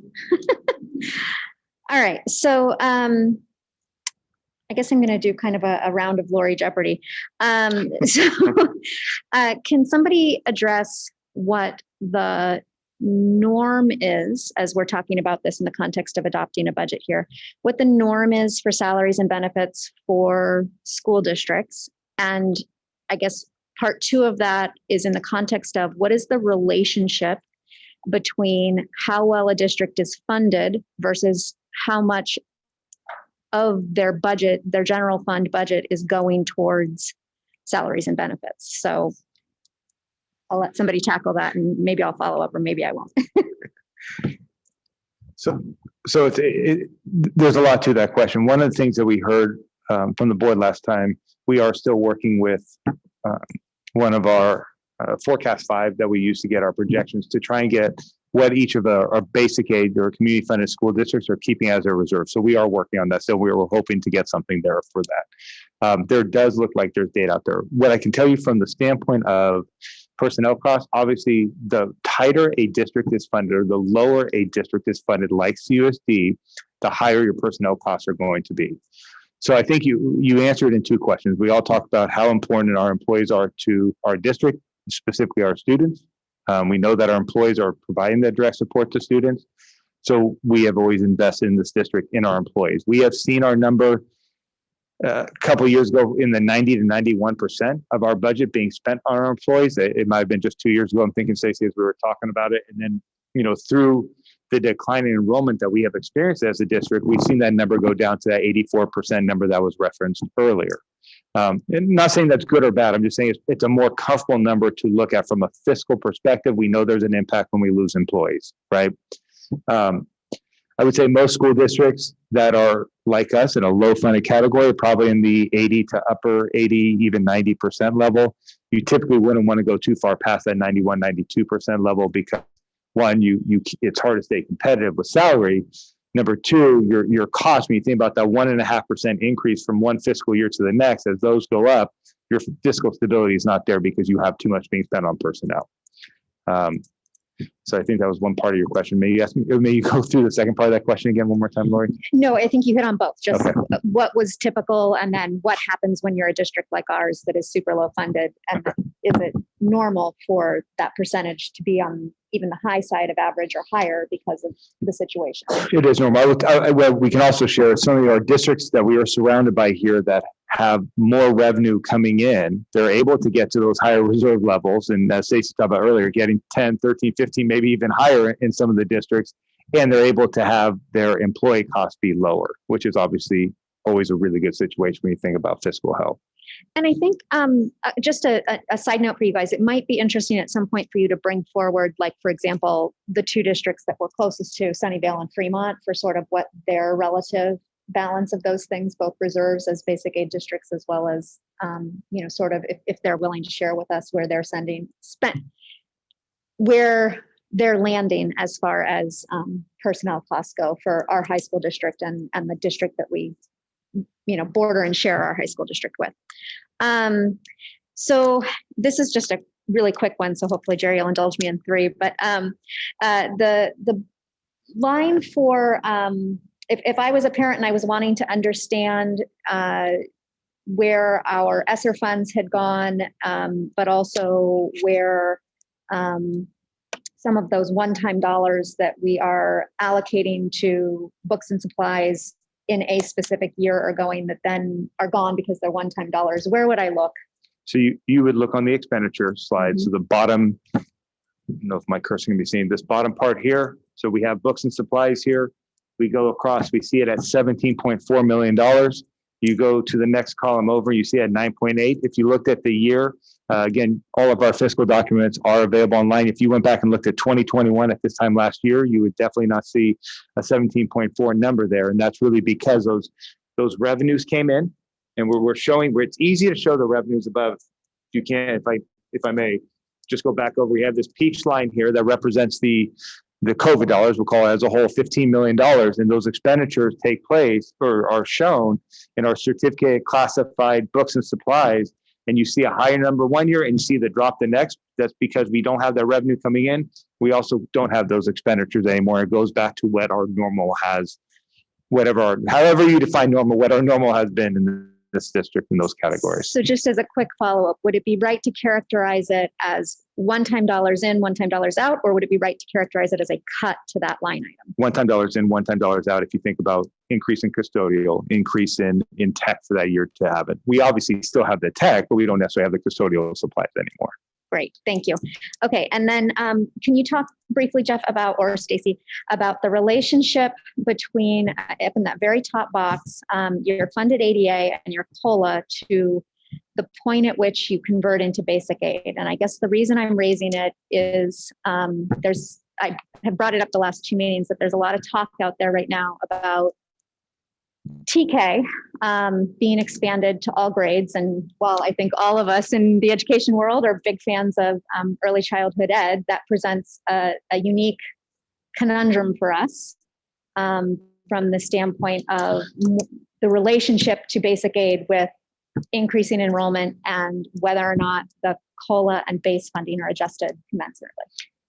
So for the next couple of years, it is going to be difficult because if CUSD bounces back and forth between LCFF and being community funded basic aid, it's going to be challenging because if we stay in LCFF for a year or go back to it for a year, COLA really matters. If we don't, and we stay in basic funded, community funded because our property, the local revenue that is coming in is higher, or that excess number, then a TK, a new program like that is going to come from our dollars. That COLA doesn't matter because we're already talking about being in excess of what base funding is. So if that excess that we have is enough to fully offset the cost of absorbing those new TK students and absorbing whatever the new LCFF we would be entitled to if we were still an LCFF dollars, we're okay, we stay basic funded. But if those things are more than the excess funding that we're getting, then we revert back into an LCFF district. Correct. So if we have, and we're talking percentages as a difference. I mean, we've modeled it so many different ways. We've looked at it. If we go up by 1%, we could be community funded or basic aid. If we go only up by 0.5%, we're still LCFF. I mean, we are at really just the finest level between the two right now. It won't be until you get out to those out years, 3 to 5 years, where CUSD will start feeling the benefits of it more. And just to be clear, the years the state is talking about implementing begin that 22, 23 year and then roll for another 2 years after that, right? Right. Yeah. And obviously we don't budget with hope, but you hope that the property taxes go up by, maybe an additional 2 to 3%. That's new additional money that's not being counted as a revenue here at this current time. Thank you. All right. Thanks, Lori. And then Sylvia, any questions? No questions. Okay. All right. I'll come around with comments here in a bit. And Phyllis? I just have comments and questions. Okay. All right. And just one question. We talked about this further out, relocating the district office with the intent then that would be on a current school site then, when we're not going to go on and rent something else, right? Correct. We would use, looking at our TRC and our Kit Stop, which are two of our facilities nearby here, that we would relocate district office over to that area. Okay, great. All right, let's then go around for comments then, if everyone's good with that. Satish, you want to lead us off? Yeah, so, okay, so should we be, this is more like a general comment or in a recommendation specifically for the last slide? How are we going to? Whatever you like. Whatever you okay. Like. Yeah. So, would you mind putting up that last slide for the recommendations? I think that's really, that would be helpful to have that to look at. Okay, thanks. So I'm okay for the definitely the first two bullet items. I think that should be the right way to go. Maybe even the second bullet, if it makes it the right time, I think we have enough discussion on that already, you both. And right time, if you can sell it and get the best out of it, that would be the thing. And as long as it does not have a real timeline, like as long as we are doing it within the year and we are okay still, then we can wait and see what's the right time, right, rather than hurrying it up. But again, the third point is also pretty okay from the 10-day wait period and see how it is going, right? And coming back to some of these levers, right, I have a few comments anyway. So I think I'm going back a little bit back onto the board levers, the slide again. Okay, so my suggestion is to look into a little bit more rather than targeting a specific, reduction on, like, especially on the across the staffing, right? Probably to see where it is, like rather than just library resources or anything like that. So that means that we are not targeting any specific, area. We should look into that if there is, if at all. First of all, it's not a great thing to reduce anyone. Okay, that is, I'm not advocating for that, but still, if that's a way which we have to go, then probably let us look into a bigger picture also to see that across from top down to bottom, right? Like top to bottom, see that like where all we can, where is absolute need and where we can see that. So then at least the pain is distributed across rather than in one area, and that is going to help the overall the student community, my view. Okay. Then again, like, we were talking about, I know 21, 22 probably, a little hard on some of the items which we said, especially about this principals covering two sites and things like that. I still, I like to keep principals in each other school. This is my personal view, instead of one principal doing two schools. But rather, I know it may be additional burden for the directors maybe, but I would go for that route. Like if a admin staff, like, from the behind the scene, like a director kind of person can help in the school, that would be much more, I think lesser impact from the school operation perspective, especially having a dedicated person for each school. That would be the best, right? Then we should not have a conflict of interest also, one principal working in two schools, and that should not trigger back something like saying that, we are supporting one school more or the other, right? Kind of. Then furlough days, I think furlough is probably, I think all this, in general, any of these measures when we are, or levers we are triggering, my personal opinion or view here is to reduce the impact on individuals actually, right? That is like whether the employees or the community or the students, right? So furlough probably still be okay, because I know that it is like a little hard in terms of, we have to either keep the kids at home or some salary loss for the staff and things like that. But it's better than reducing as an employee, right? So I'm not saying specifically 5 furlough days, but that we can look into. But a furlough day is definitely an option when compared to reducing a headcount. Okay.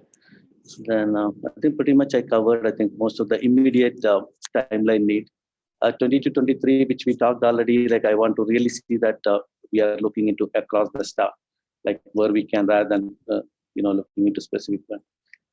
Then all other the blue items, anyhow, I assume that we'll come back on that. We are not taking any specific. If you go back to that slide, please. The reverse slide. Jeff, can you go back to 11? Yeah. So the blue items, anyhow, still to be discussed again, right? So I'm not making any comments on that. Pretty much. All right. Thanks, Satish. And then Lori. Okay.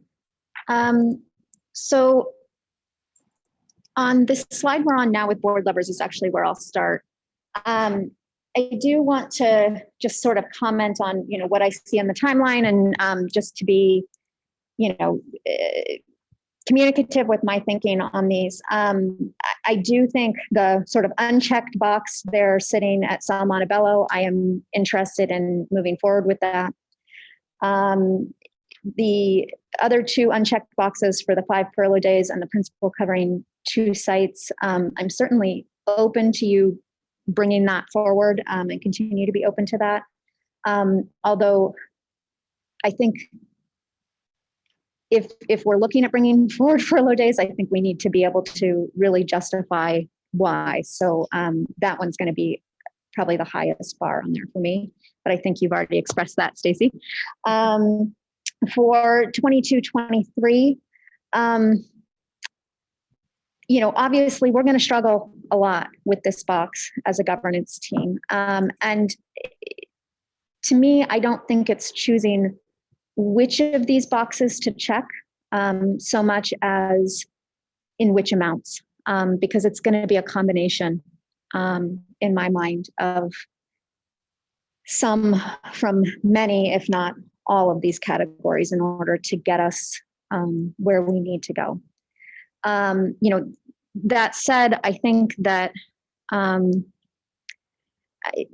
reducing our SITs and our librarians and our secretary hours, I think absolutely plays a role in degrading the quality of the education that we're able to offer in a way that we have to sort of compare and contrast with what raising our class sizes would do. And I think there are going to be trade-offs there. And again, I don't think that I personally see it as a all or nothing of any of those. I think it's going to be a combination of how we can best sort of find balance out of the bad choices that we're presented with. So I think that's where I'd start our conversation, is how we align thinking about those things in measures to best align ourselves with our strategic plan, Um, as far as slide 13, the sort of recommendations for this item specifically tonight with the adoption of the budget, I am okay and would be prepared to adopt a budget with the 6% shown for the 2 years with the increase to the 7% in the third year, but only if we're all in agreement that, or maybe not all, but that we have a majority agreement that we are moving forward with Montebello. Because if that's not the consensus, then I would revise what I'd say about being okay with the 6% for 2 years and increase to 7% in year 3. So that's my thinking on those. I'm also okay to see the recommendations come to us in line with after the 10-day count in September 2021. Because I do think that separate from our budget issues, we've known all along that our declining enrollment plays just as much a part in our discussions around the necessity for considering consolidations and or closures just as much as our budget does. And so I think, those two things together should continue to stay together. But what I'd really like to see is that those recommendations aren't brought standalone. I think they need to be brought forward along with the choices that we'd make at the same time with the other board levers, your final bullet.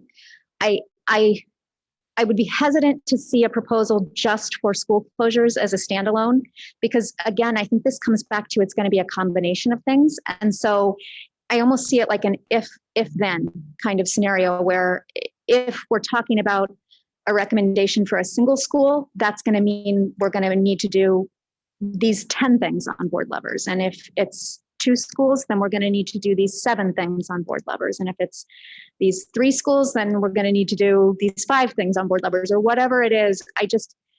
Those are purely hypothetical, stating for the record. I'm just saying that to me, I'm not sure that I'm going to be able to process, even though I truly think it's a combination of both the declining enrollment and the budget for the schools, and it always has been. It's not just one, it's not just the other, it's both. Because I think I feel so strongly that way, and I'll just say, because to me, this has always been an issue of equitable distribution of resources across the district. And I continue to struggle with how we balance how we are investing in the high quality education of all of our students across the entire district, no matter which site they're at. And that becomes harder and harder to do the more and more imbalance we have between sites. So I guess, bringing that forward in its entirety, but then also with understanding truly what our options are in the big picture, that if we do this with the school closures, then it results in us needing to do this with the board levers. I think we have to understand what that is in order to work our way through that along with each other and with the community. So that's where I will conclude. Thanks, Lori. If you could I ask a clarification question? You talked about this, you're good with 66777 if we sold Montebello. Hypothetically, if we didn't sell Montebello, do you have a number in mind? Do you just want something higher, or? Obviously, I think by the time we're getting out to the 5-year on the out year, I think we have to be upwards of 10. But do I think we need to be 8 next year if we don't sell Montebello? No. But do I think we need to be 8 by 22, 23 when we're projected to go into basic aid? I do. Okay. I just think there's too much uncertainty right now still with what they're saying up at the state regarding the state's budget. For people who don't know, there's still some speculation that the state may have trouble balancing their budget themselves come those years. So I just think that's high enough risk for us if that's also the year we're converting, if that's also the year that we're potentially being bumped in or bumped out and then bouncing. I think there's so much volatility there that then we really do need to be up at that 8 to 9% very quickly on the heels of that 22, 23 and 23, 24 school years. So is that? Yes, it does. Okay. Yeah. Thank you, Lori. All right, and then I think Sylvia. So if I'm looking at the bullets for the recommendations, I am fine with the 66777 with the assumption that we sell Montebello. So then theoretically, then it becomes 88999. So I'm good with that. And then, +1 on the Montebello. I'm good with, waiting for the seabeds number for the 10-day count. And then the fourth bullet with regards to school consolidation, I've been, so my oldest child graduated today from high school. So forgive I've been very reflective this week as I've been thinking about just his time in CUSD, his time in FUHSD. And today after graduation, they were all gathering around, and the group of friends that he's with now are a really different group of friends than he had in Meyer Holtz, and a really different group of friends than he had at Miller. And and I know where they all come from. There's a couple kids from Blue Hills, some from Dilworth, some from Meyer Holtz, some from Lawson, some from Miller, some from Garden Gate, and they're all part of our larger CUSD FUHSD family, right? And if you talk to them, when I ask them, they don't think about any of those things, right? They're very much here and now because they're young, and so they have the luxury of only thinking about right now. But it was interesting kind of reflecting back on how scary it was for me as a parent to go from elementary to middle, because I didn't know what that was like. And then how scary it was for me to go from middle to high school, because it seems so unknown and such a black hole. And it was funny because then when we got to middle school, the PTA mom was the same PTA mom from elementary school, right? And it's like, oh, wait, we're all still part of this same family. We're all still part of this same community. And so I think when I'm thinking about the things that we have to look at when we're having to make really difficult decisions about consolidations, I have to look a little bit big picture. And because I'm going through this right now, or we're going through this right now as a family, I've been seeing just, the larger picture of how our students, when they do graduate out of high school, and when they kind of look back on the totality of their 13 years, K through 12, that they're not thinking about those specific buildings or campuses. They're just looking at, the programs and the teachers and the friends and the sports and, the dances, all those things that really made up their experience. And so I guess that's one thing I'm thinking about when I'm thinking about the difficult decisions that we have to make. But it also makes me realize how much, or it reminds me that it's not just about academics, right? And I think as parents, we tend to focus more on those academics, but really, it's everything from the librarians, from the, maker spaces, from the coaches and the sports teams and the clubs and the musicals and all those things that create this rich environmental, educational environment that we want our students, that we as CUSD have a reputation for. And so when I look at it in that kind of filter of, we want to maintain the excellence that we're so well known for and that people come and move into our district for.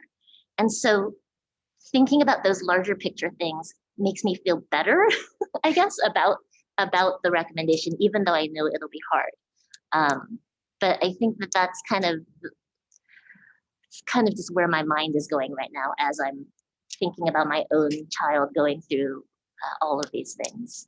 So, so I think that's probably the one I am most reflective on. But the other, and everything else looks really good to me. So, All right, thanks, Sylvia. yeah. That's a wonderful reflection there. I'll call you up in a few years when I'm at that stage in my life. All right, Phyllis, would you like to go next? So I think I'm the outlier here, which is probably okay. So here we go. I'm very suspicious still about the COLA. I mentioned that at the last meeting, and I'm concerned that that's going to be vaporware as it has been in the past. So that's a concern of mine. I would like us to do the 67888 for that budget. And the reason is because in 2007, when we had the mid-year cuts, we didn't have board reserve, and it was awful. And if we're looking at, and who knows if the state will do mid-year cuts at any time in the future. And in those days, we had to go to furlough days. Fortunately, our unions cooperated with us, but it was very, very difficult. So that reserve is really important to me. I think we have plenty of information, so I applaud us not doing another CAC. I think we have plenty of information to make these decisions. And I think we as a board have to have the courage to make these hard decisions, because they are hard decisions. They are going to affect our families and our kids. So let me just go through the recommendations for next steps. I already said my piece about the budget. I want the 67888 and the Montebello sale. I mean, I want it all. I want to get that reserve to 10% as fast as we can. And sell the Montebello property, absolutely, the sooner the better. Reviewing the enrollment data, yes, but as we look at that enrollment data that Jeff presented tonight, I think it would be irresponsible of us not to consider closing multiple schools. I'm not talking about one or two. If we're losing 3,000 or 4,000 kids and 500 kids is a school, and you look at the continuum, if we have a lot of schools with low enrollment, then our resources are watered down. If we have fewer schools with a little bit larger enrollment, still, I think, in my opinion, better for kids, then you can keep your SITs and your librarians and all those people that provide that rich environment that Sylvia was talking about for our kids. So I'm on the side of, let's really look seriously at closing enough schools, consolidating enough schools to make a real difference so that we can keep some of these services that are so important to our kids. I'm prepared to do that if the rest of the board is. So as you come forward with recommendations for which schools to close, I hope it's not a small number. And then with the board levers, I would be opposed to furlough days. Kit stop fine. In terms of the principals, I agree with Satish. I think if it was a director and covering a school, I would be happier with that than a principal covering two schools. Selling the Montebello property, yes, and reduction of department funds. I know we do that routinely, so probably that's going to have to happen. I mentioned my feelings about the school closures and the reduction of the coaches. Actually, increasing class size, to be honest, is not a big deal with me if that's what we had to do. I know it's negotiable, but I wouldn't object to that. And relocating the district office and this middle school closure in 23-24, I think are fine as well. So, so that's where I am. And as I say, I think I'm the outlier, but I've laid it out. My cards are out there. You know where I am. Just a clarification, Phyllis. So the 67888 is without Montebello, right? So No, I want Montebello too. I want right. all. So then it would be 8, 9, 10, 10, 10. Yeah, okay. something like Just that. want to make sure Yeah. on the same page. Yeah. All right. Okay. Could please. I ask a clarification on that as well? Because you mentioned 2008 and then your fear about the COLA. Can you just give a little bit more information about the thinking behind that? Well, over the years, and this is my recollection, and Jeff knows better than I, so he can correct me if I'm wrong, but over the years, lots of times, the initial budget comes out and there's a COLA. I don't ever remember it being 5%. Maybe it has, but maybe it's 3% or something like that. And then as time goes on and we get the revisions and all these things happen, and it ends up either evaporating totally or it goes down to 0.5% or 1%. And that's been pretty consistent over the years. So when I look at a 5% COLA and I know the history over the years, that's scary to me. And the 2007 was when we had that huge, when everything went south, and the state came along in mid-year and said, well, okay, we're cutting your budgets. And we had already had all of these commitments that we couldn't back off of. So we ended up having to go to furlough days. That was the only way we could balance the budget that year. And that was terrible. So yeah, so I don't ever want to see that happen to us again. Thank you. Okay, all right. As for me, I'm good with those 5 bullets. So I don't think I've ever said that before. So I'm good with these recommendations. I have a couple of requests and asks, and I'll just kind of add on to that. But generally, I'm good with Sally Montebello. I'm actually okay with 6, 7, 8, 8, 8 also. It's just that I think that second 7 might put some pressure on our ability on the compensation side. So I think like Phyllis, I like to have it high, but I think it's just that second year jumping that up to a 7. You're looking at the numbers, there may be a little bit of pinch there, but philosophically, I like to have that as high as possible. But I can live with this. Actually, I like this, so this is good. Couple of pieces of information I like to have brought back later on the enrollment numbers. You know, Jeff, you have a slide here that has the numbers per school. I was wondering if I could get that augmented with a number of students at the school that came in through open enrollment intra-district transfer. And what I'm interested in are the number of students that are organically generated in the attendance area, because I think this has both. And I think one of the things I'd like to consider is basically these neighborhoods that we have, what's their ability of generating students to fill the seats without transferring from the outside. So that's one. I think a couple other pieces of information. One is around, you know, the cities now are doing housing planning, housing element. And so I'm not looking for all y'all to do too much work, but if we could make a request to the cities on basically what they know about their candidate housing sites. It's not going to be complete by the time we have to make these decisions, but just kind of knowing where the candidate sites might be. I hate to like close a school in an area where they're like wanting to put in housing, right? Or potentially. And then I think during the CAC studies last year, there were some discussions around traffic. And so if we could ask the cities the kind of traffic information they have, and I know that it's not complete and they kind of do it as needed. So I've seen it for Cupertino and it's like a patchwork of different areas, but I think, you know, having a little bit of quantitative data, even if it's a bit out of date, would be helpful. So I would ask for those 2 pieces of information.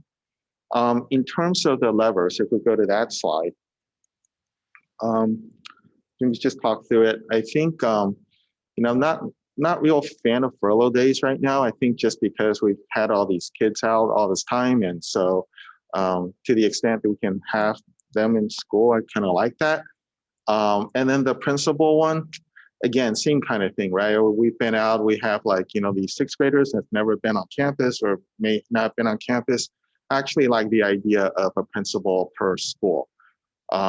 So I don't know, that's a sort of my thing, I guess. Sally Montebello, yes. I think certainly school closure is the big box up there, and I think we'll talk through that. Certainly that box has to remain available.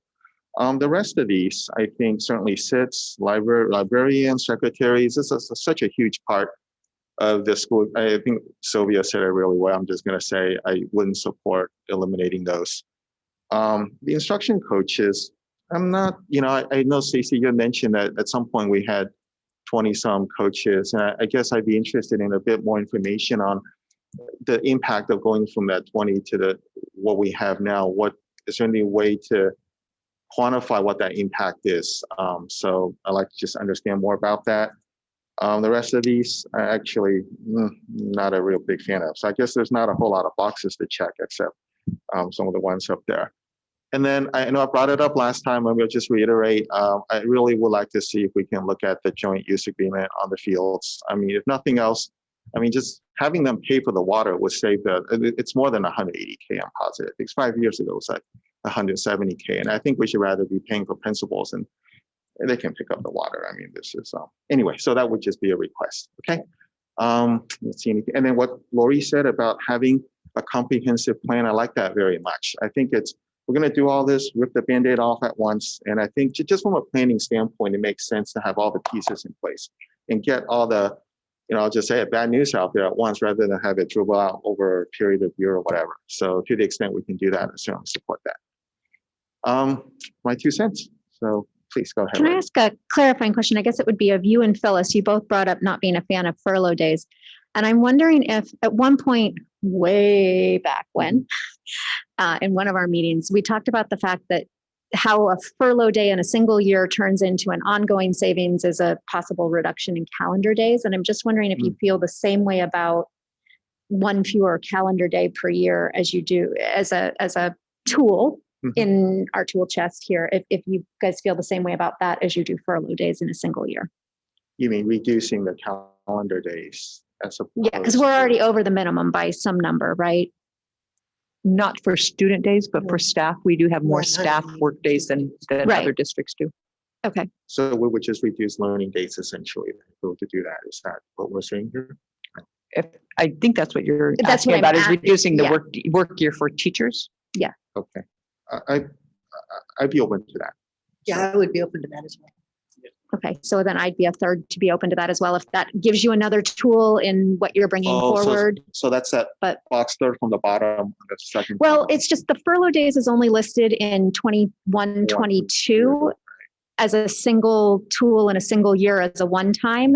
And I don't know if I don't know what I don't know what I don't know, right? So I don't know if there's any room to help us in those out years.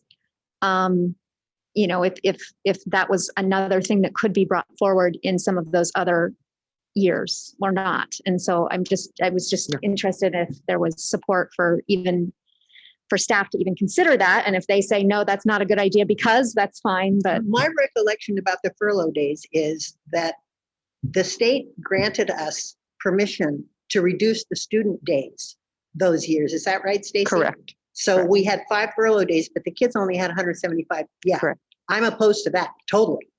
But I'm not opposed to reducing the staff days, as Lori said, if that helps. So we could add a box under the board levers of 22, 23. It would be negotiated to reduce the teacher work year from 187 days down to 186, if I'm hearing something like that. Yeah. If that that expressed correctly. makes sense when you guys are putting together your recommendations, but if that doesn't make sense when you're putting together your recommendations for any justifiable reasons, then that's fine. I'm just throwing it out there as one extra.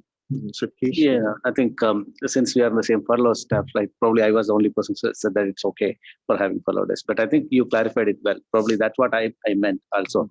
That is, if we have extra days for the teachers and we still not meeting that, or staff, I mean, not teachers specifically, not impacting the students, then we are okay with that, right? That's what.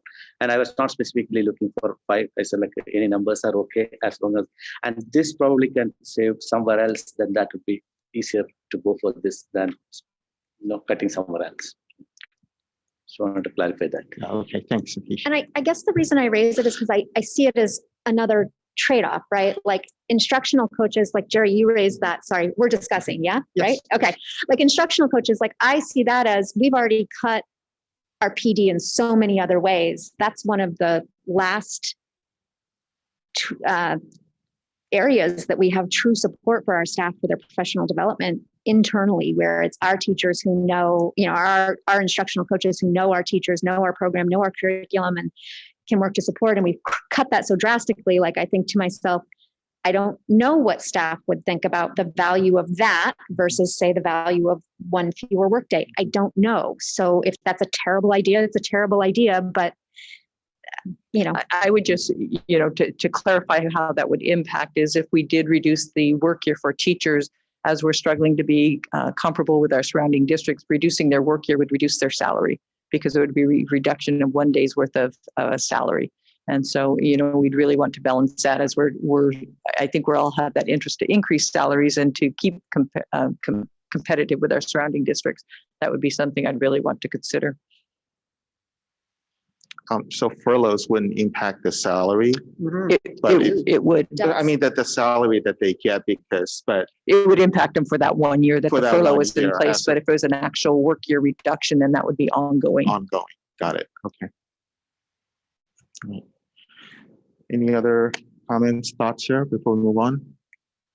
And Stacy, any sort of? No, I just really appreciate it. And, I think one thing that I would want to leave everyone with, because it does resonate, and I think it came up in several of your comments, even though we don't call it out there, we are continually looking at whenever we have a vacant position, whether we need to fill it, what the best way is, if there's some restructuring, reorganizing. So we'll continue to do that. I don't think we call it out because it's become so innate that we've done that for the last couple of years, that every time we have a vacancy, it's a conversation we have to see, what is the efficiency and is there a way of a cost savings at that point too? Yeah, so that's what probably I was trying to see that look in across, right? Like, rather than I'm afraid that we are missing something else rather than focusing. Sure. Okay. All right. Then let's go ahead and close out item 8.2 and move on to 8.3, which is the first reading of board policy 5116.1. Who has this will be Leslie. Okay. Great. So we have brought forth 5116.1 intra-district open enrollment. This is the policy that identifies how our open enrollment process works.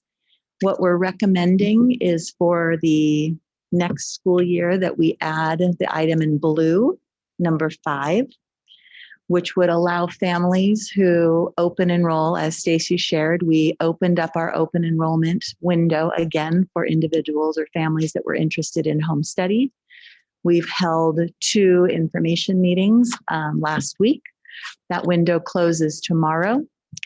We're recommending that families that choose or lottery for home study, if they get placed and accept an offer in the home study program, and should they choose sometime during the school year or before the first day of the following school year, that they would be able to, 1, if there was space available at their neighborhood site, they would move back to their neighborhood site upon the request.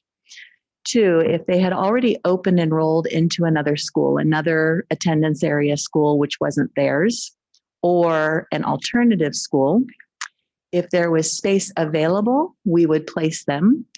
If there was not space available, we have living wait lists. So we would place them at the top of the living wait list so that when a space opened, they would be placed in that spot. It wouldn't happen immediately. If they really needed to leave the home study program, we would find a location for them, a temporary location until a space opened. And we would suggest this for just the 1 school year. It allows our families who feel the need to keep their kids home. Some of them are wanting to wait until their younger children are able to be vaccinated. They want to watch the COVID rates and see if they increase or decrease. And some are just choosing the program because home study is intriguing to them for a long-term commitment.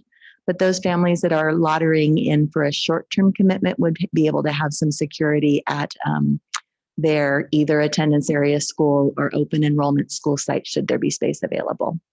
Then what we would do is we would bring back to you at the end of the school year a modification to remove this language if we felt it was no longer needed.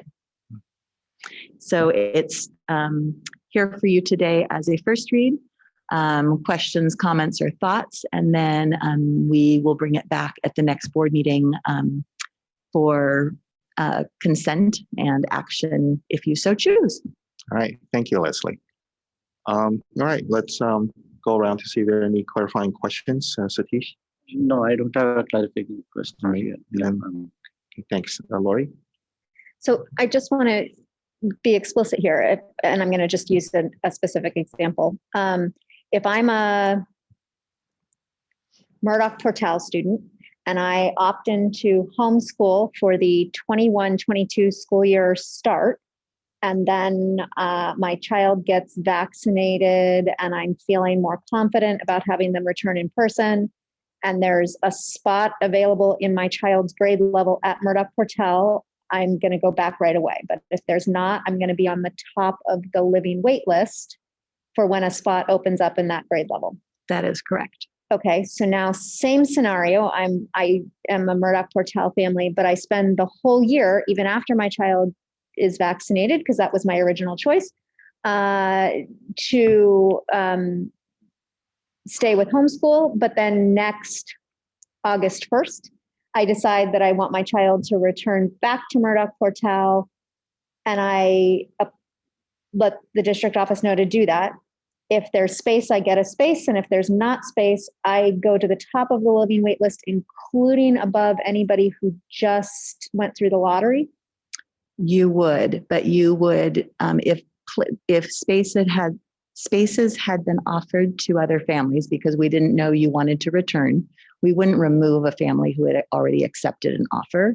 So you'd remain at the top of that wait list. We'd find another location for you until a space opens up due to attrition. And so we're basically at that point, we're treating that situation like first come, first served. You were in our system of our alternative program timeline wise earlier, so therefore you're still at the top of the list. You took, yes, and you Above took somebody who joined the list later. Correct. You took a break for a year based on a family personal need. Yes. Okay. All right. Thank you. Yeah, thanks, Lori. And then Sylvia, you. I don't have questions. I was hoping to discuss some.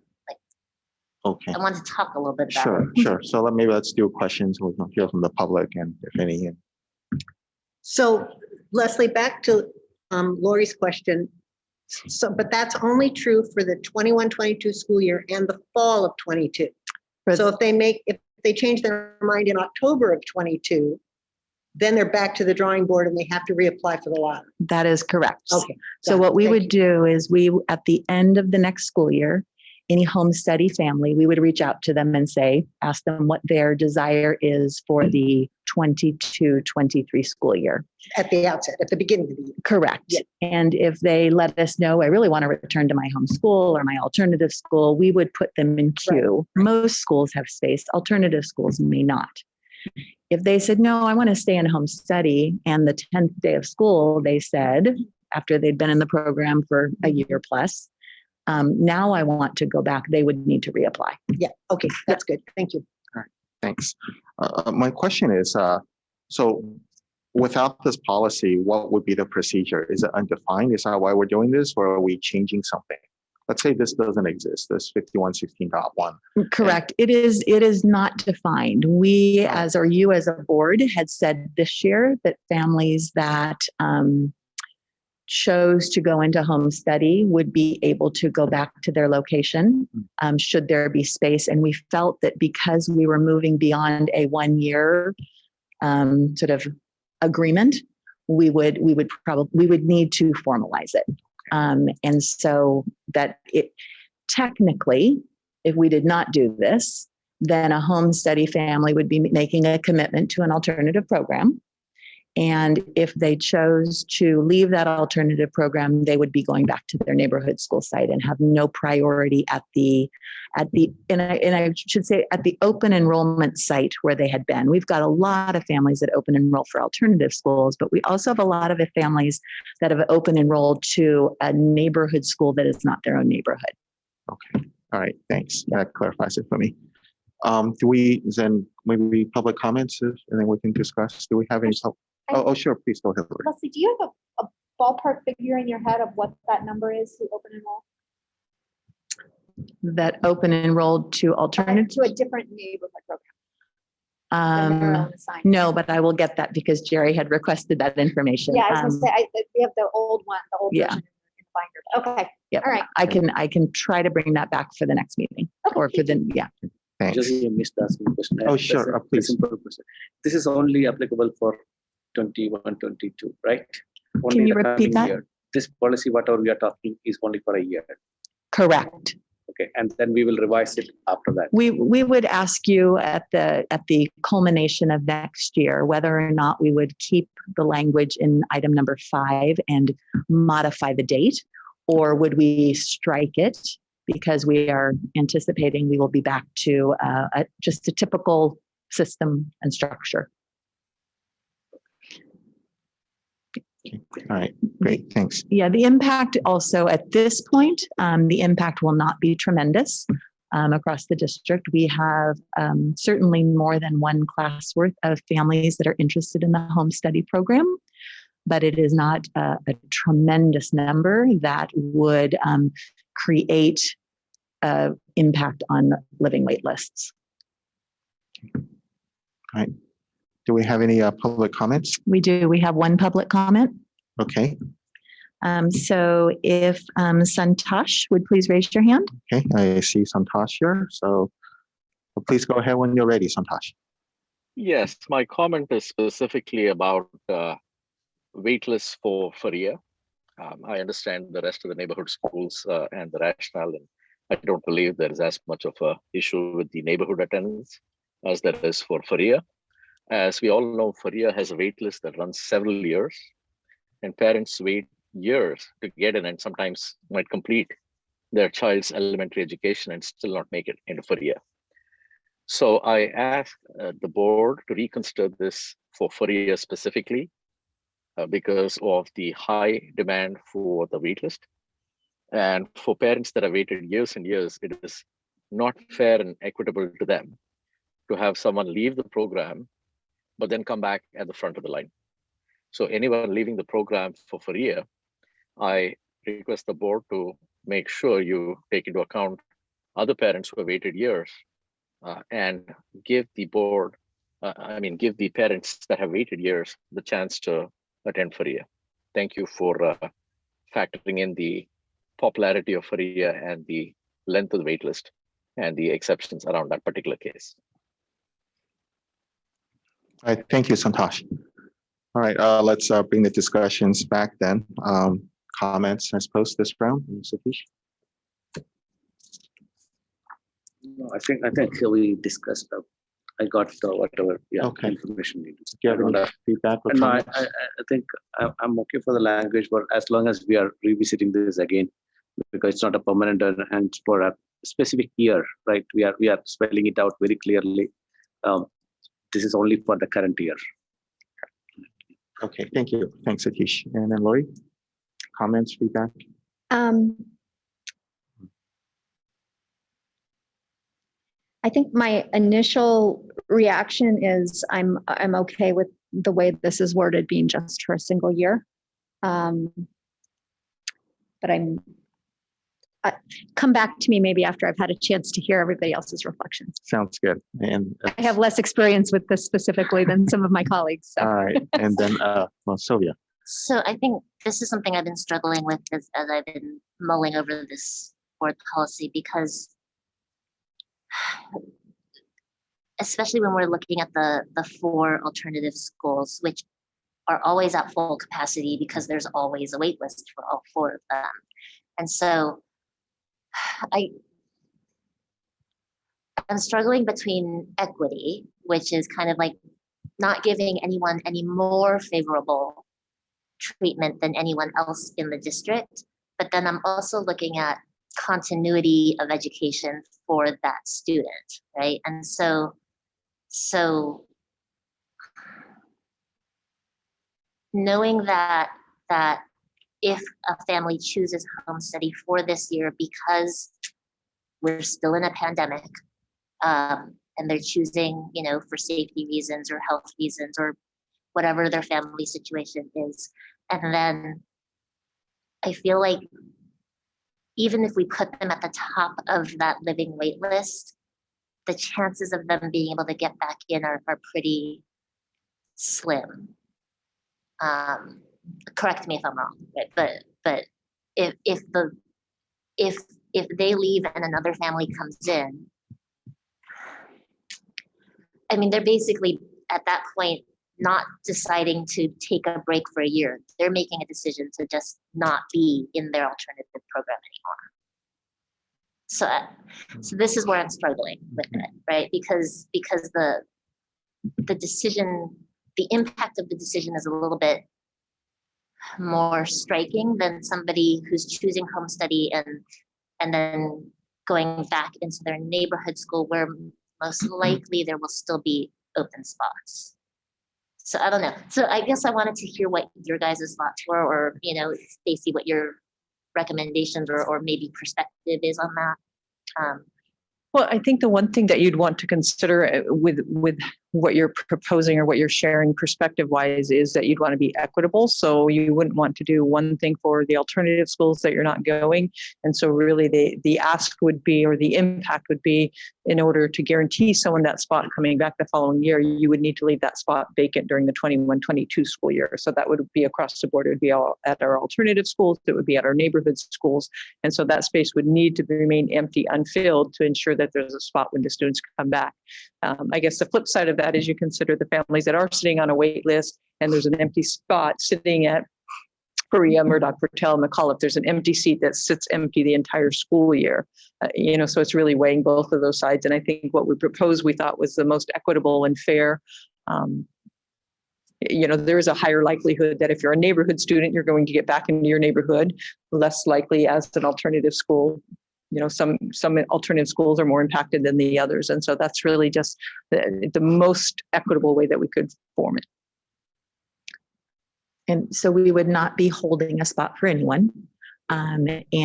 We've seen attrition, and we've seen attrition across our alternative schools also over the course of the years.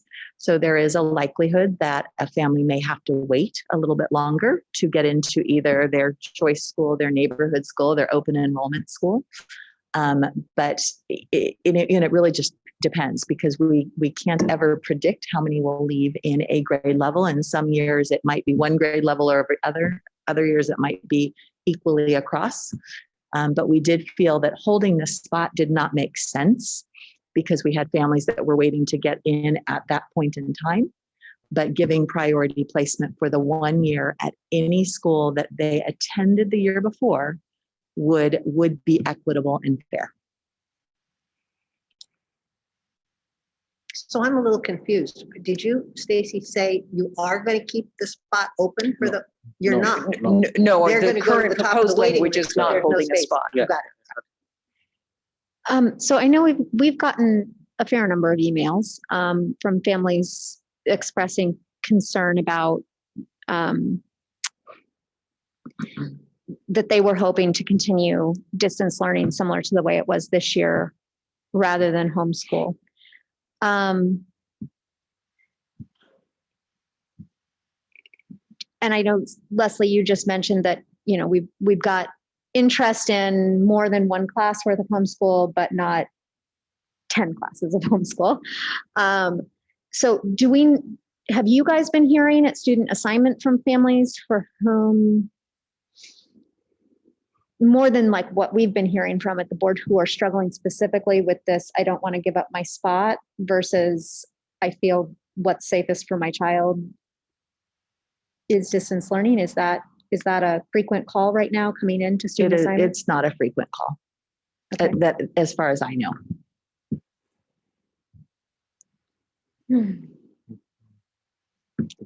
Did you still, yeah. No, I mean, I think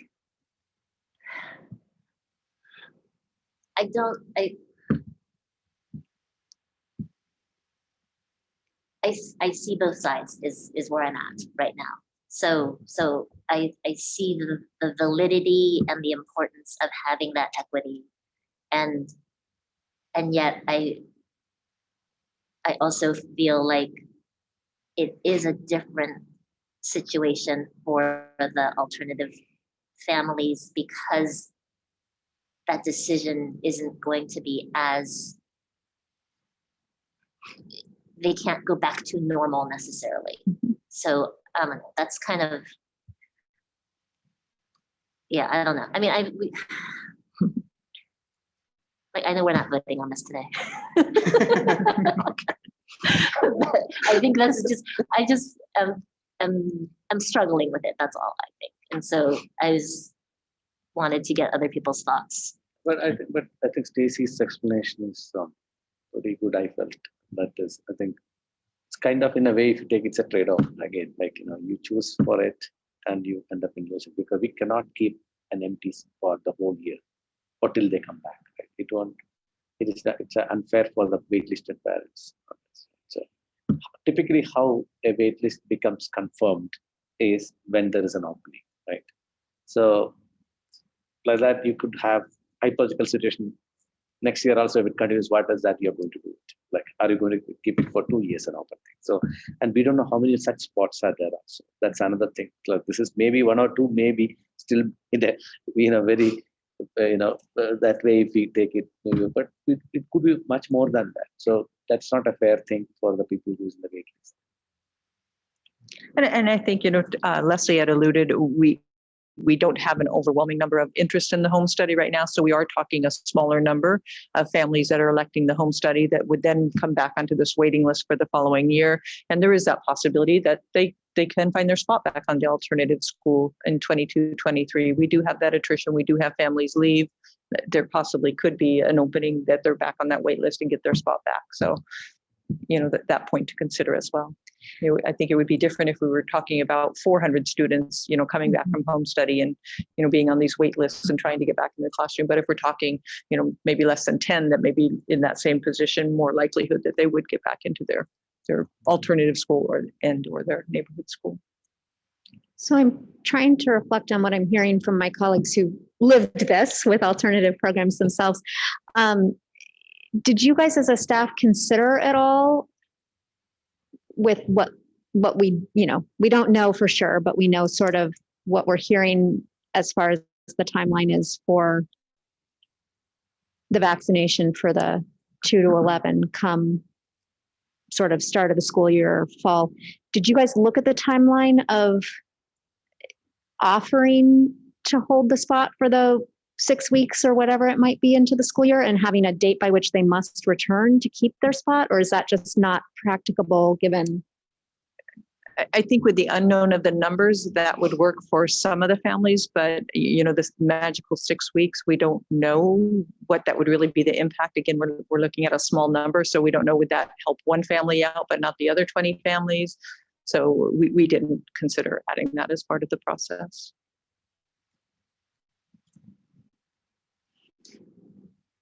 Did you want Yeah. to? Yeah.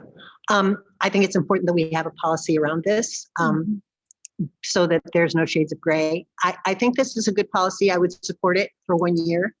I think that we have families out there that are still frightened to send their children back to school. We don't know yet for sure when those vaccinations are going to be available for the younger kids. So I think for 1 year, this is fine, but I would probably not support it to go further than that. In fact, I'm sure. All right, I'll go next here, I guess. This is a tough one. I think a couple of days ago when Satish and I did the board office hours, this was the sort of the vast majority of the comments. People, I think there were folks from neighborhood schools, but certainly I think the crunch is really the alternative programs that Sylvia talked about. I think, and I think, we've been getting a lot of emails from folks, so writing pretty frequently, telling us to be efficient. We have to watch every penny. But at the same time, then there's the pull of, well, gosh, would you hold some spaces open, which essentially is being inefficient because spaces are being held open. So, so maybe I want to talk a bit about, are there magical, let me talk about rabbits and magic hats for a bit. And then if that doesn't work out, then we'll, so let's say we do we don't hold the spots, people go in. Is there room to grow these programs so that people who were in there can kind of come back in the year after, or is that too unpredictable? Well, I think, again, it would come down to the numbers, because if you were looking at, 1 to 2 students coming back in to go over the class limit, we have expanded and gone over the 33.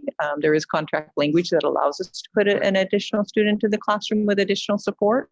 If we were looking at 10 students, it wouldn't be cost effective to add an additional staff member for 10 students. And so, I would certainly want to dissuade the board from going down that road. Okay. All right. So, that rabbit doesn't work. I actually can't think of any other rabbits. What about the sorting hat from Hogwarts? I'm actually not I'm not up on Harry Potter lore. I apologize. This is awful, but so I think what it comes down to in my mind is there are 2 people for 1 spot, right? And so I think about the guiding principle of what are some of the sort of the higher level things that I believe in. And right now for me, it's really about financial. right? We're talking about these levers we have to pull. And so, I think I feel really bad listening to these stories. I have friends who are waited years in these programs, right? And people were very eloquent during the office hours because they had more time to speak and all that, to really talk about their fears and how it's impacted their families. And I appreciate that. But given I might feel differently, honestly. Measure A passed, and there was a little bit more sort of moolah to move around. But right now, I think we're in a situation where I wouldn't support inefficiency, right, on purpose. So I would support, I think, my position very much, I think, like Phyllis's, I support it for 1 year, and we just do this for 1 year. But for me right now, the guiding principle is efficiency, right? Those who were talking about hard choices earlier, to me, this is one of those hard choices. So my 2 cents. So I'll pass the baton or the floor to whoever would like to speak and share additional thoughts. I'm good. I think some of what Sylvia raised, does definitely resonate with me. And I think I land where I think Phyllis just expressed, that this feels like sort of middle ground. And I do totally understand your point, Sylvia, that it's not middle ground if making the decision means you're not going to get your spot back. So for the families that happens to, this isn't middle ground. But for some, maybe they will. And it feels like by moving families off the wait list, some families are going to get spots off the wait list because a spot's going to open up because of this. And some families are going to come to the head of the line on the wait list because of this. And so it feels like there might not be perfect balance there, but it feels like there is some sort of give and take there from both sides, if I think about it that way in the context of the alternative programs. And so I can support this for a year. I don't think I'd support it beyond that unless something really changed with the pandemic situation. But I think that's sort of where I'm landing too.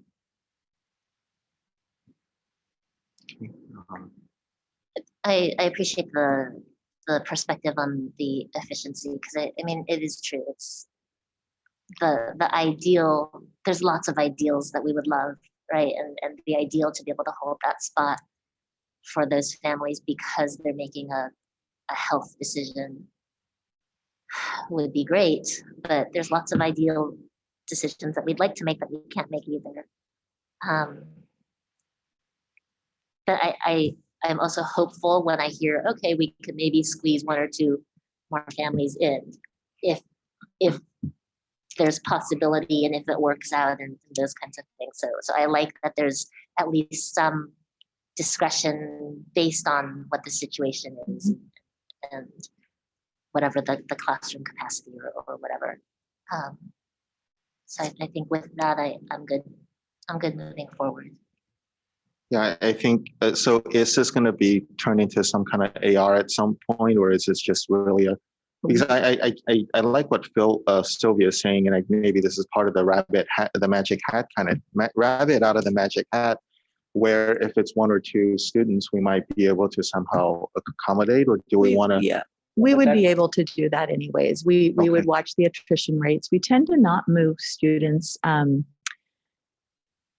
within our district. I mean, this was just a unique year, but in a typical year, we don't move students to alternative programs or open enrollment programs anyways after, I think it's the March date.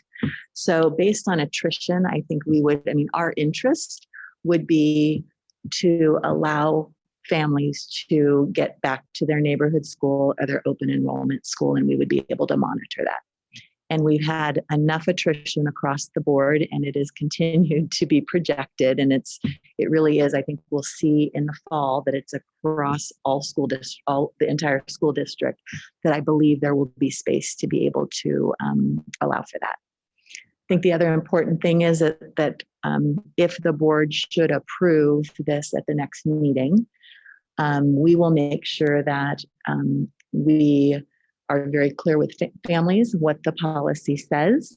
And should you not approve it, they would also need to know that before we gave up their spot at a location. So, being able to inform them towards the end of June is important either way, so that they have not sacrificed a spot or so that they understand what their return options are. Yeah, I was just trying to say that like one or two, that would be very hard to change the wording here, right? Yeah. In this yeah. language, Oh, we right. cannot have an ambiguity there, right? Correct, Then it right. will become very relative and we'll be going back and forth on that. Okay. I think either we have to stick to this, right? Whatever. And I think most of us are, I know we all know the other side of it, but we think this is the best way. The majority of us, I feel. Probably go with that. Otherwise, changing this language for adding one or two, then it will become very subjective. Two can become three or vice versa. Right. So we don't know. So I think that's what we should make a decision, I guess. Yeah, no, I wasn't suggesting changing this. I was just wondering in the implementation of this is that, and I think, sorry, Leslie, yes, blanked out there. Leslie explained it really well. So I'm comfortable with this language. I was just really wanting to understand a bit more. So I do, but I see your point. So I agree with that. Please. So what you just said though is making me think we could theoretically then have the scenario though where we're asking them to commit in June as soon as we pass this policy, and then sometime over the summer they say the vaccine is going to be ready sooner, like they just did with the 12 to 15s, and we could have families saying, well, now that I know when the vaccine is going to be available, I want to change my choice back, but we're going to be past a deadline by then, right? No, they could certainly ask for the next school year. And what we would do is if we had not filled all of the spaces, we would be able to give them the space back. And should all the spaces be filled, we would tell them that they would be in queue on the living wait list. And we would need to either keep them in home study, that's where they would start, or find another location until a space opens. Man, I have to be honest with you, based on the parents that have applied for home study based on their interest. Many of them really believe that they will be in the program for a full year because of family health concerns, et cetera, and the unknowns about the vaccine, not just the timeline but also maybe their desire to where they want to be on that edge of when their child receives the vaccine. Okay. Do we want this to come back on consent then, or should we do a discussion action? Consent's fine with me. Yeah, I'm okay with consent. I think we discussed. Okay, all right, so we'll follow your suggestion there, Leslie. Okay, great, thank you. Thank you. And then moving out of 8.3 into item 9.1, a couple of action items. The first is a declaration. I guess that goes to the county. Is there a staff presentation on this? I'll just do a simple introduction. This comes to you every year at this time. It's an application that we file with the California Commission on Teacher Credentialing that just allows us to be able to employ teachers that are working on a specialized credential based on a needed area. And so we bring this, we don't necessarily hire in all of these areas, but it does give us the flexibility. And it's much easier to overestimate our need than underestimate. And so this is no different than the board receives each year at this time. All right. So given this is an action item, I'd like to get a motion, please. I'll move 9.1, declaration of need for fully qualified educators for the 21-22 school year. Second. All right, thank you. All right, that was sufficient. And before we take a vote, I just want to check, are there any public comments on this item? There are not. There are not. Okay, any questions or So discussion? this is a standard numbers. There's nothing new. We fine tuned this year, right? This is a standard every year, whatever we are putting this. Correct. Okay. Any other questions? If not, let's go ahead and vote on this. All in favor, please say aye. Aye. Aye. Any opposed? Okay, motion passes. All right, great. Then moving on to item 9.2. So this ratification of the tentative agreement between CUSD and CEA. Is there a brief introduction? Yes. So we've brought this item forward. We signed a tentative agreement regarding the 2020-2021 compensation with CEA on May 24th, 2021. CEA this week voted and ratified this tentative agreement. And so it is typical that we would bring it to the board to vote on. The state provided one-time money that could be used for compensation and professional development. and funds were allocated for this purpose and will not in any ways jeopardize our ability to open fully in fall for in-person learning every day for all students. The compensation money does not affect the general fund or further impact our multi-year budget projections, but instead allows us the means to compensate and recognize the value of our teachers and employees and during otherwise difficult budgetary times. The Measure A parcel tax included the designation of funds to be used for salary increases for all staff. However, with the failure of the passage of Measure A this last spring, the off-salary one-time money for staff is the best that we can do in 2021 school year to not impact the budget and utilize available funds. A portion of the one-time money would be used to compensate staff for their work, which made it possible for students to experience success during distance learning, hybrid learning, and during our current model that teachers are supporting students concurrently, teaching students at home while others are in person. All staff, all units, were provided with training over the course of the year throughout the pandemic to ensure health and safety measures were in place, protocols were followed.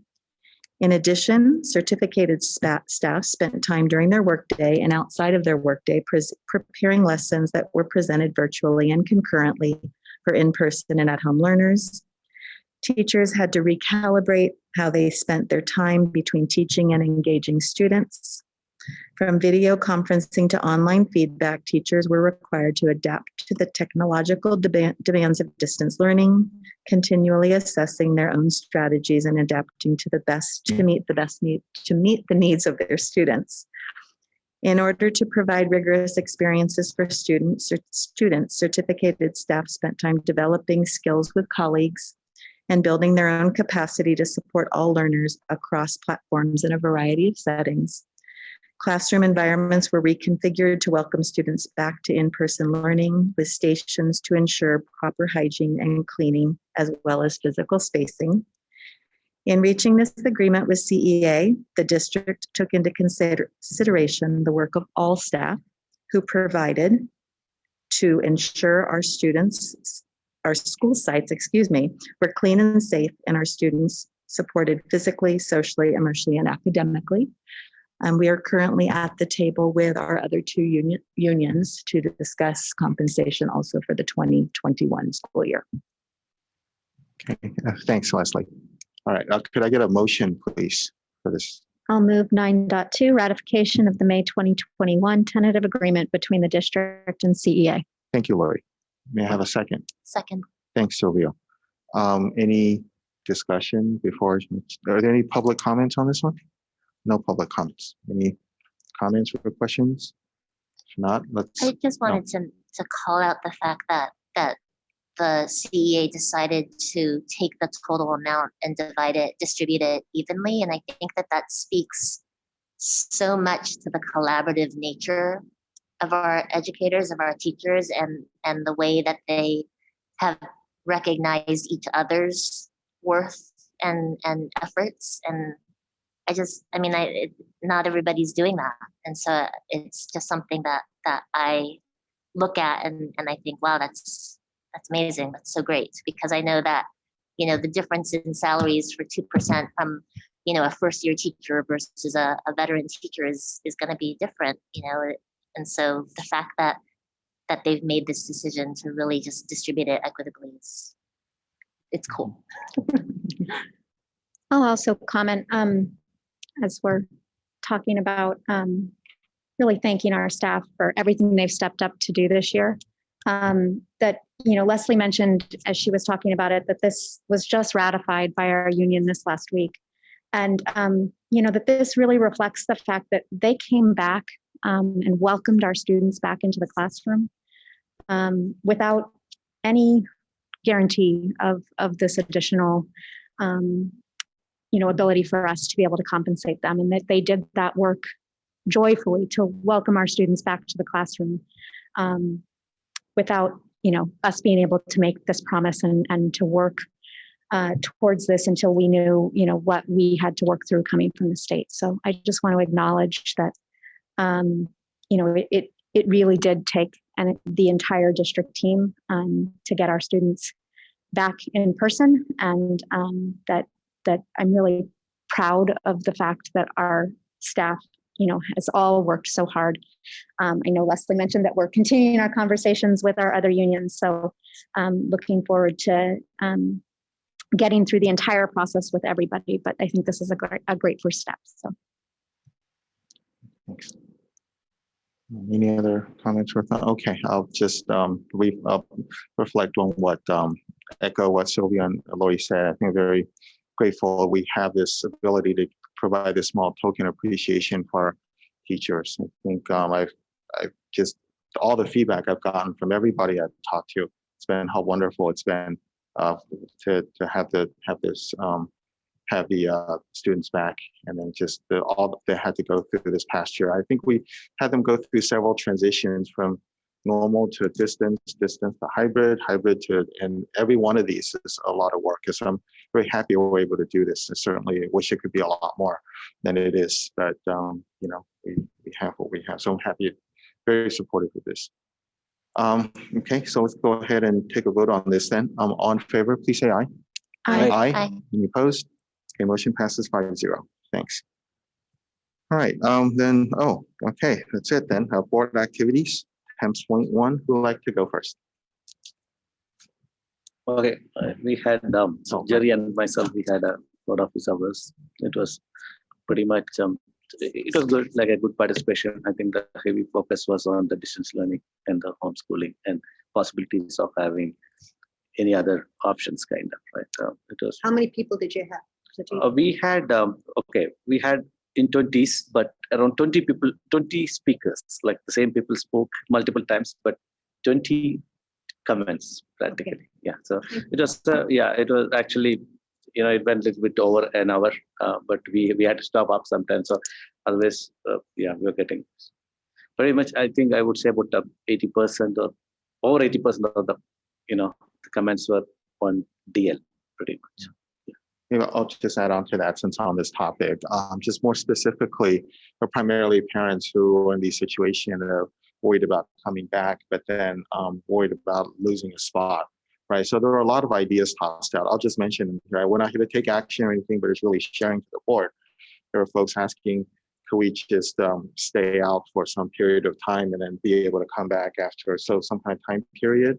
Someone asked about, could we somehow contract with virtual academies? I guess they're for-profit. I don't exactly know how they work. I know there's some school district that's done this where they contract with for-profit virtual academies and they kind of go to that school because they want distance learning that we're not offering here. But we did explain about the constraints we're under, but a lot of different ideas around how to make it work, to how we might be able to make somehow provide some form of DL, I guess.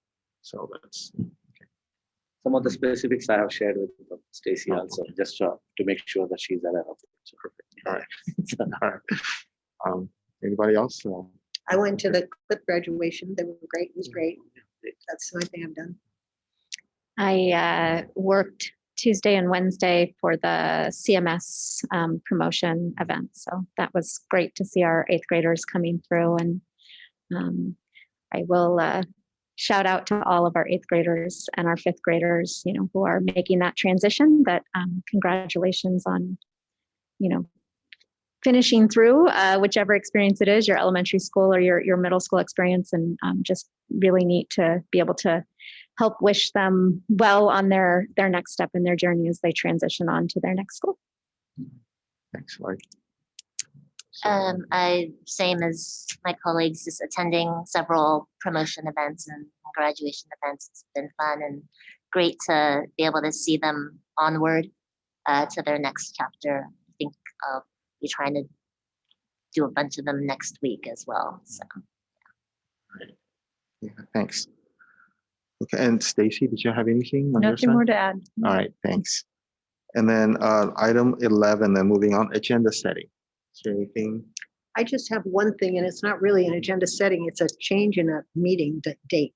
I'm wondering if we can move the July 29th meeting maybe to the 28th, which is the Wednesday. And I know, Satish, you're going to be in India at that time. Yeah. I just found out that there's going to be a family graduation that was supposed to happen in 2020, and now it's happening that weekend. So if it could be changed, fine. If not, I just want to attend the meeting. So that would really be contingent on the rest of your schedules, whether. Do we need a meeting or not? That's number one. We do need a meeting, whether it's that week or the following week, because we'll have gone almost an entire month. So I know that typically business has a lot of the contracts that they need to bring forward. So if I wouldn't recommend canceling it. If we shifted it to the following week, I think we would be okay on the August 5th, or moving it to the 28th would still work for us. 28th. Yeah, I can do the 28th. 28th is okay. Then I will try to do. I'll be a Zoom. Right. Not in person. 28th is better than the 5th for me as well. Yeah. Better for me too. Yeah, I think you have something on that week, right? The August week. But I could be remote the week of the 5th, but I couldn't be here in person. Okay. We'll make that adjustment and bring back. So you're going to do the 28th?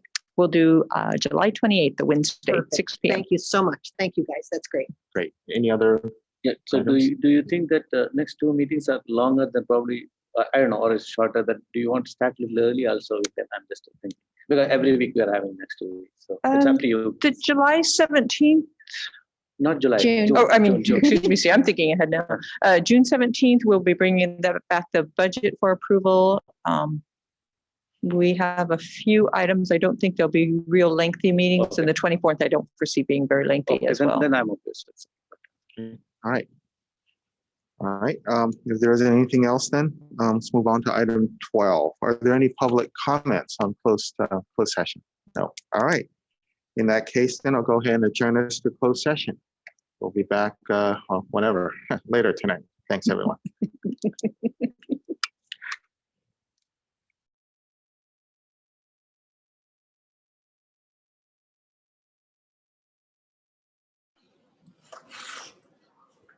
All right. Okay. Thanks, everyone. So we're back from reconvening back to open session. We have nothing to report from closed session, and I hereby adjourn the meeting at well, I can't, 9. What time is it? 9:48. 9:48. Thank you, Sylvia. Thank you, everyone. Have a good night.